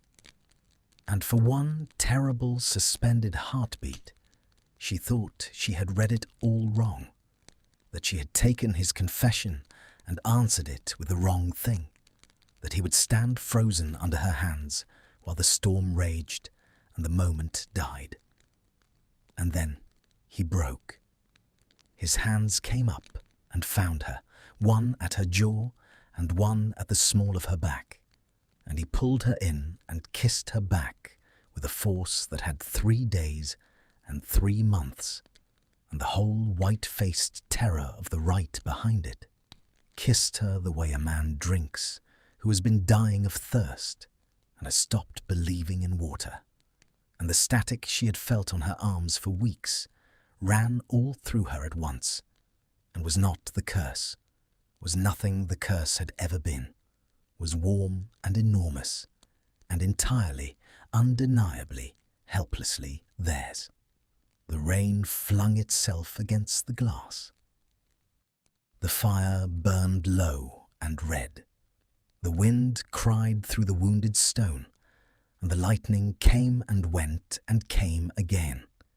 And they stood in the storm-lit dark of the tower and held to each other as though to let go would be to drown. And when at last they broke apart, only far enough to breathe, their foreheads pressed together and his hands still trembling where they held her, Hermione understood with a clarity that arrived like the lightning that the question they had been circling for a fortnight had just been answered, and answered wrong, and answered right all at once, because it had not been only him. Draco. She could barely say it. Her own face was wet, and she did not know when that had happened. Draco. It was going to fail on me too. She felt him go very still against her. I did the same examination you did, she whispered, by lamplight, for 3 nights. I took it apart. I set every ugly true fact of you against the feeling.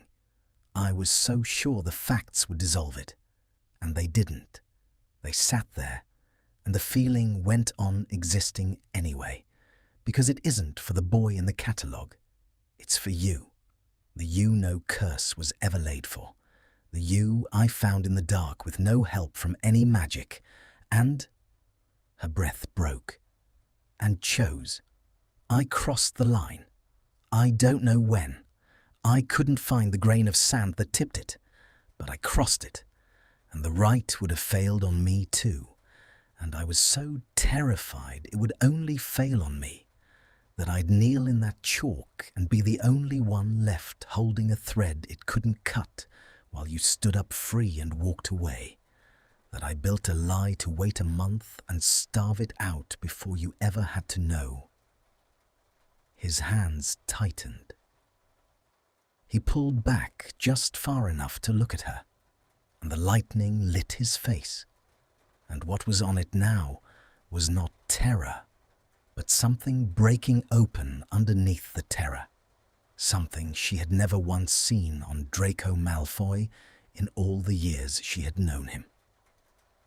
And the thunder rolled away into the hills, and the rain went on, and the two of them stood in the streaming dark with the same impossible truth held at last between them, that they had both crossed the line, that the Rite would fail on both of them, that there had never been a single false thread between them to cut at all. And somewhere below in the sleeping castle, a clock began, slowly, to strike the hour that would bring the new moon and the night they were meant to kneel in the chalk and be unbound. They did not sleep that night either, but for the first time in a fortnight, the wakefulness was not a torment. They sat by the low fire while the storm spent itself against the tower, wrapped in the same quiet, and the quiet was different now. Not the treaty of two people pretending the other was furniture, not the held breath of a thing unsaid, but the deep, companionable silence of two people who have finally set the thing down and found that the ground held. He kept her hand. He turned it over in both of his and traced the lines of her palm with one pale finger, slowly, as though learning her by touch the way a blind man learns a face. And she let him, and she watched his bent fair head in the firelight and felt the strangeness of it, and the rightness of it war in her chest, and the rightness win. But somewhere near dawn, when the rain had thinned and the first grey came at the window, she felt him go still in the particular way she knew, and she lifted her head from his shoulder and saw that he was looking at the mantle, at the moth chalk and the crested pouch of grief salt and the dragon-hide book, all of it sitting where they had left it, waiting. "Tonight is the new moon," he said. "Yes, the Rite will fail on us." He said it slowly, working it out aloud, the way he worked out everything. "We know that now. There's nothing false to cut, so there's no reason to do it. We could simply not. We could take that chalk and throw it in the lake and never speak of it again. We could." But she had heard the but coming in his voice before he said it, because she had been turning the same thing over, and she sat up and looked at him in the grey light. "But you don't want to." "No." His jaw worked. "And I've been trying to understand why, because by every measure it would be madness to kneel in a circle of severance magic when we both know it can only fail. But the curse is still in me, Granger. That's the thing. Whatever we've grown ourselves, the dead man's thread is still there too, woven through my blood since before I was born. The Rite would fail to cut the true thing. But the false thing, the curse, the betrothal rite, the pull that was laid for an advantageous match." He stopped, started again, lower. "I don't want to live the rest of my life not knowing which part of me is reaching for you. I don't want to lie beside you in 10 years and wonder whether some grain of what I feel is still the dead arithmetic doing its work. I want it gone, all of it, the whole inheritance. I want to know that what's left, when the false thread is cut away, is only the thing I grew myself, only mine, only chosen, only ours. I'd rather kneel in that chalk and let it take everything it can take and stand up with only the true thread left than keep one strand of a thing that was forced on either of us." He looked at her. "Do you understand? I don't want the Rite to fail because there's nothing false in me. I want it to find the false thing and burn it out, and fail only at the true one, so that I know, so that we both know exactly what we're standing in. And Hermione understood then the last turn of it. The thing the cramped, urgent hand in the margin had perhaps been trying to say all along to whoever had used the Rite before. The Rite for the Unloved did not only sever, it sorted. It would reach into a chest that held both a forced thread and a chosen one, and it would cut the forced and fail at the chosen, and in doing so, it would leave a person holding cleanly, unmistakably, only the love that was truly theirs. It was not only an unbinding, it was a clarification, a way to know, past all doubt, which of the things in your heart you had been given against your will, and which you had grown yourself in the dark and would keep. Yes, she said softly. I understand. I want that too. She tightened her hand in his. I want to kneel in that circle and feel the dead man's thread go, and feel mine stay, and know the difference. I've spent this whole month not knowing which of my own thoughts I could trust. I'm not walking away with even one strand of doubt still in me. She drew a breath. We do the right, not to be unloved, to be certain. He looked at her for a long moment in the grey, and something eased in his face that had been clenched there, she thought, for a very long time, longer than the fortnight, longer than the year. To be certain, he agreed. So they spent the day in preparation, and the preparation was nothing like the dread it had been. They drew the circle together on the cold stone of the sitting-room floor, with the lamps banked low and the storm-washed light coming weak and silver through the high windows. And the moth chalk left a pale grey line that smelled faintly of dust and old grief.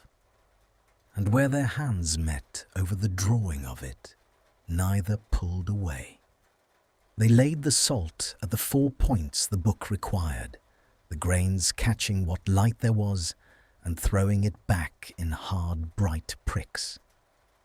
And when the long grey day at last bled into a dark with no moon in it, a dark so complete that the castle seemed to float in nothing, untethered, the wounded stone gone soft and shapeless at the edges, they sat across the finished circle from each other, and Draco took a thin silver knife from the book's clasp, and they made the thread.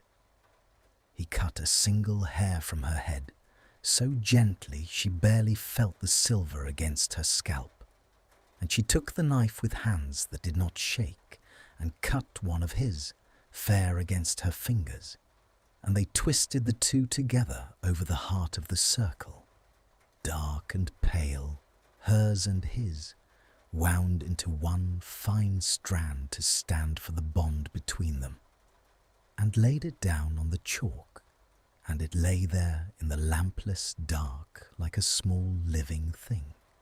Whatever it cuts, he said quietly across the circle, and whatever it leaves, I want you to know it before we begin, in case the magic frightens it out of me, or I lose my nerve halfway, or it hurts in some way the book didn't warn us of.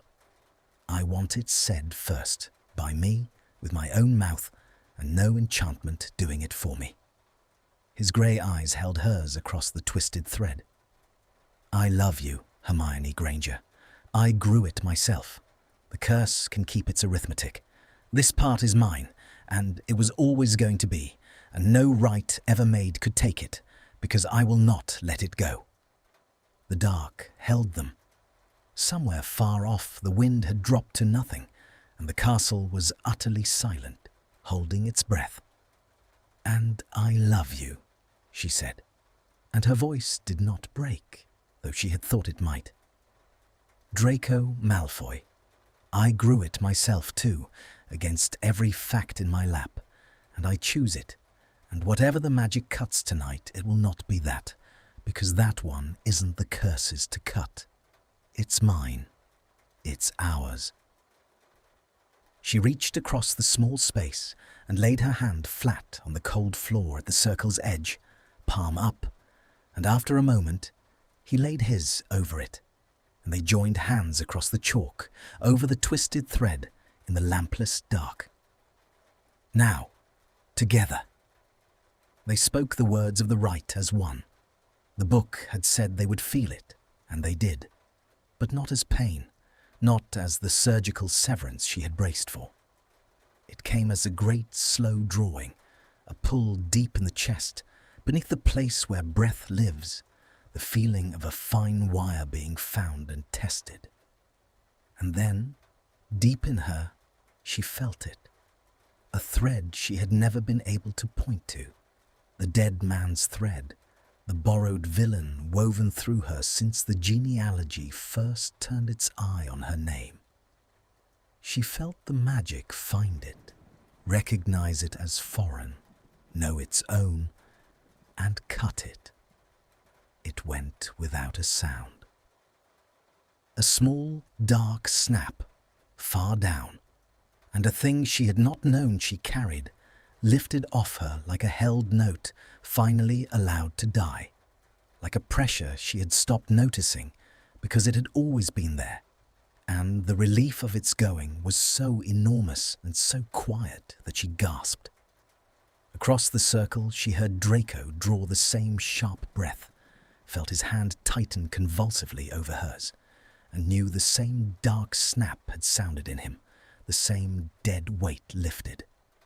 And then the magic reached for the rest, for the true thread, for the one she had grown herself in the dark.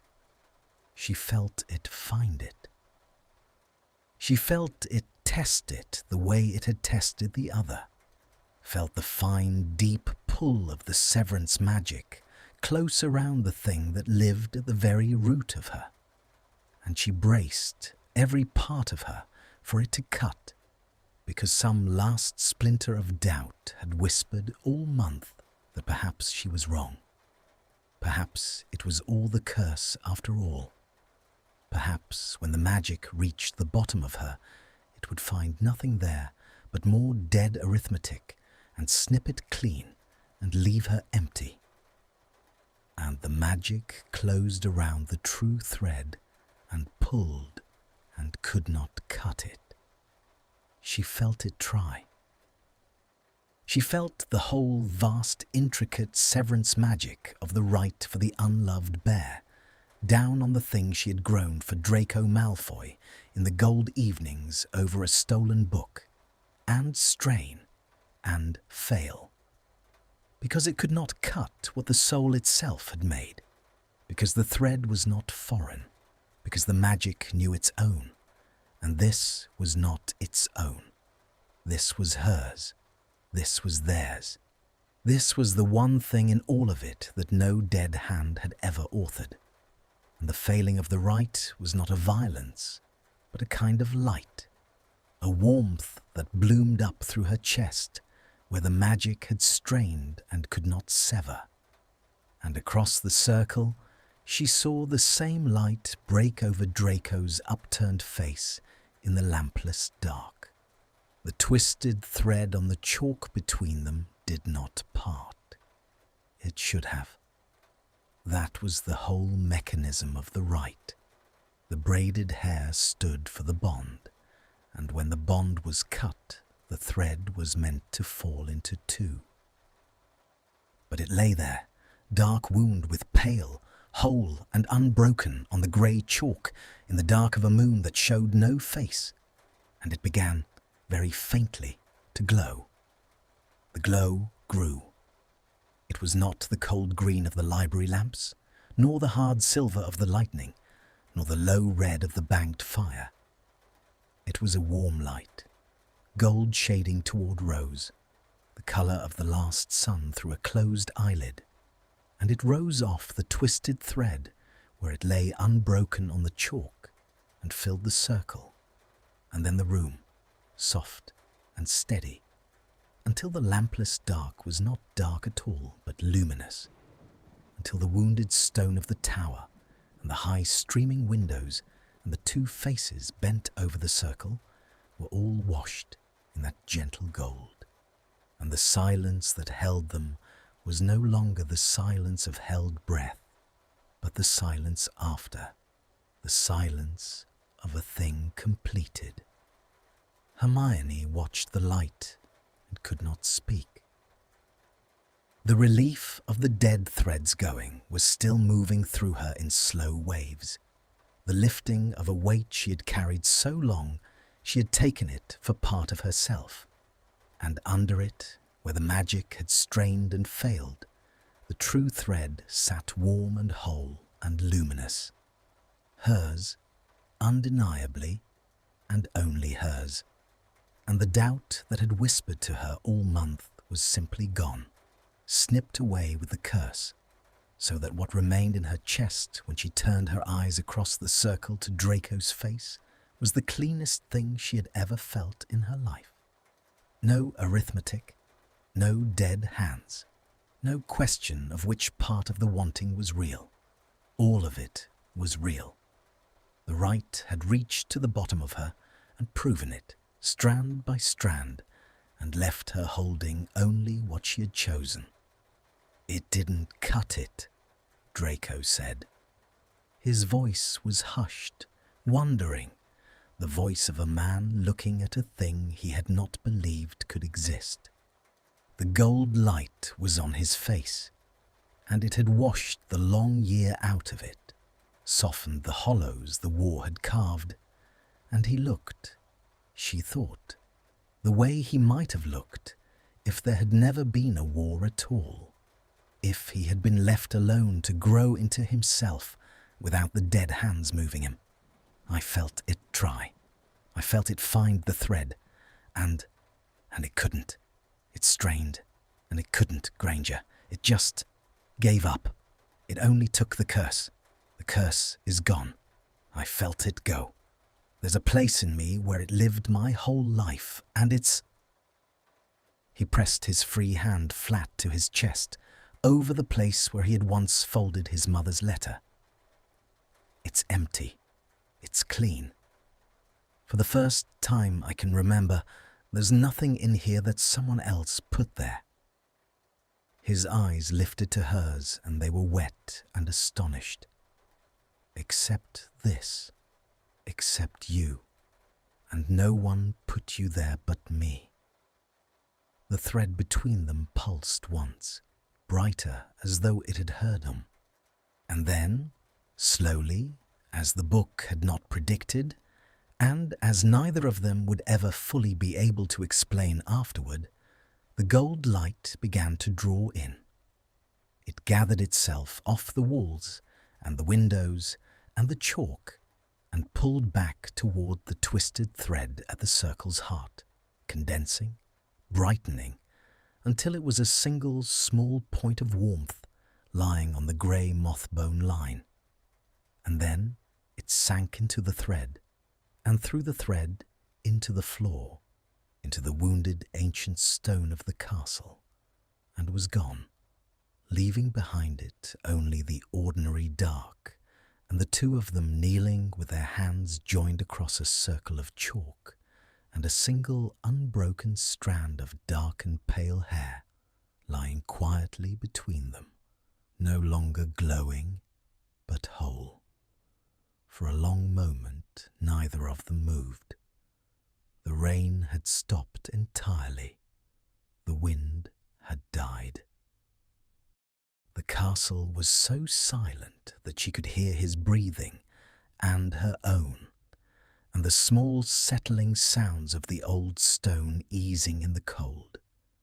And through the high windows, where all night there had been only the lampless dark of the new moon, the first faint grey of the coming dawn was beginning, very slowly, to show. Then Draco laughed.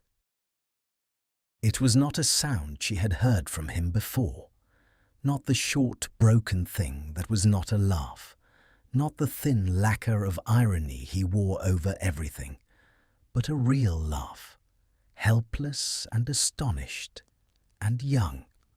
The laugh of a man who has set down a weight he carried so long that the standing upright without it is almost too much to bear. And it broke something open in her too, and she found she was laughing as well and crying, both at once. The two of them kneeling in the ruined, gold-washed dark over a circle of chalk and laughing like fools, because the thing they had been so afraid of had come and gone, and left them not flayed, not exposed, not bound, but simply, impossibly, free, and chosen, and certain, and in love. It worked, she managed. It worked exactly as it was meant to. It cut the false thing, and it couldn't cut the true one. And now we know, Draco, we know, with everything in us, there isn't a single grain of doubt left in either of us.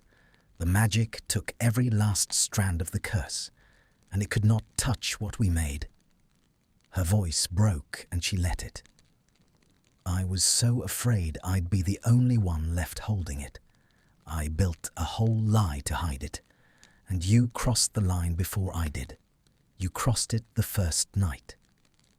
I crossed it the first night, he agreed, and reached up with the hand that was not holding hers, and brushed the wet from her cheek with his thumb. The silver ring cool against her skin, and his face when he looked at her was open all the way down. No armor anywhere. Every buckle she had once named lying somewhere on the cold floor and never to be put back. You smelled of rain, and I had to sit in the dark so I wouldn't have to look at you. And I told myself it was the curse, and it was never the curse. It was you. It was always going to be you. From the first night to this one, and every night after that I'm allowed to have. You're allowed to have all of them, she whispered. There's no one left to forbid it. Not the dead, not the curse, not the arithmetic. It's gone. It's only us now, only what we chose. And he drew her in across the circle, over the unbroken thread, and kissed her. And this kiss was nothing like the storm kiss of the night before, which had been 3 months of terror breaking loose all at once. This one was slow and certain and unhurried. The kiss of two people who have all the time in the world now and know it, who have nothing left to be afraid of and know where they have to be. And the grey dawn came up soft and silver through the high windows and found them there, kneeling in the ruins of a rite meant to part them. Joined instead, the chalk smudging under their knees, and the salt scattering, and the single thread of dark and pale hair lying whole between them where no magic had been able to cut it. When at last they rose, the sun was truly coming, gilding the storm-washed hills beyond the glass, and the castle was waking around them. The distant clatter of the kitchens, the muffled tread of early feet in far corridors, the ordinary morning sounds of a place that had been wounded and stitched, and was, slowly, season by season, learning to heal. Draco bent and picked up the thread from the broken circle, the dark wound with the pale, and held it in his palm and looked at it for a long moment. "We should keep it," he said. "Not as a charm, not as anything magic, just because it's the thing the Rite couldn't cut. I'd like to keep the thing the Rite couldn't cut." She closed his fingers over it with both her hands. "Keep it," she said. They did not unbind. That was the joke of it, the lovely irony she would turn over in her mind for years. that they had gathered moth chalk and grief salt under a moon with no face, and braided their hair together, and knelt in a circle of severance magic, and spoken the words of the Rite for the Unloved over their own joined hands, all of it in the name of being parted. And the Rite had reached into both their chests and found in each exactly one thread it could not cut, and had left them more thoroughly bound than any curse had ever managed, because this binding was the one no magic had made, and no magic could break, the one they had grown themselves, in the dark, against every fact and every dead hand, and every reason in the world, and chosen, and chosen, and chosen again. The curse was gone. The arithmetic of dead men was burned out of his blood and hers, every borrowed strand of it lifted clean away, and what was left when the false was cut was only the true, only the warmth that had bloomed when the magic strained and failed, only the certainty that there was nothing left in either of their hearts that they had not put there themselves. Outside, the sun cleared the hills, and the light came gold through the high windows of the tower. Real gold now, ordinary morning gold, falling across the smudged circle on the floor and the scattered salt, and the two of them standing in the middle of it with their hands joined and a single unbroken thread held safe between their palms. The wind had gone. The hollow note in the wounded stone was silent at last, as though the gap it had cried through all autumn had finally been filled. And Hermione Granger looked up into the face of the boy she had every reason on earth to have felt nothing for, and felt, instead, the whole impossible, certain warmth of a thing she had grown herself and would keep for the rest of her life. And she rose on her toes, and she kissed him in the gold of the morning, of her own free will, with no right and no curse, and no dead hand anywhere near them, only the two of them, and the light and the thread that could not be cut, and the long unhurried future opening before them like a corridor with all its doors flung wide. Thank you for staying with me until the end. I want to tell you a little about this story. When I wrote it, I kept thinking about one question. How do we know if a feeling is really ours? We all carry things other people put inside us, old fears, old rules, voices that are not our own. Sometimes love feels like that too, like something that happened to us, not something we choose. That is why I like this idea so much. I write that cuts away the false law, but it cannot cut the real one, because the real one you grow yourself, in the dark, slowly, without permission. There is one moment I love. Draco says I had to sit in the dark so I wouldn't have to look at you. For me, that is the whole story. He blamed magic, but it was never magic, it was just him. It was a choice he was too afraid to call his own. So, what is the lesson? I think it is this. Real love is not the thing that happened to you, it is the thing you choose again and again, even when it would be easier to walk away.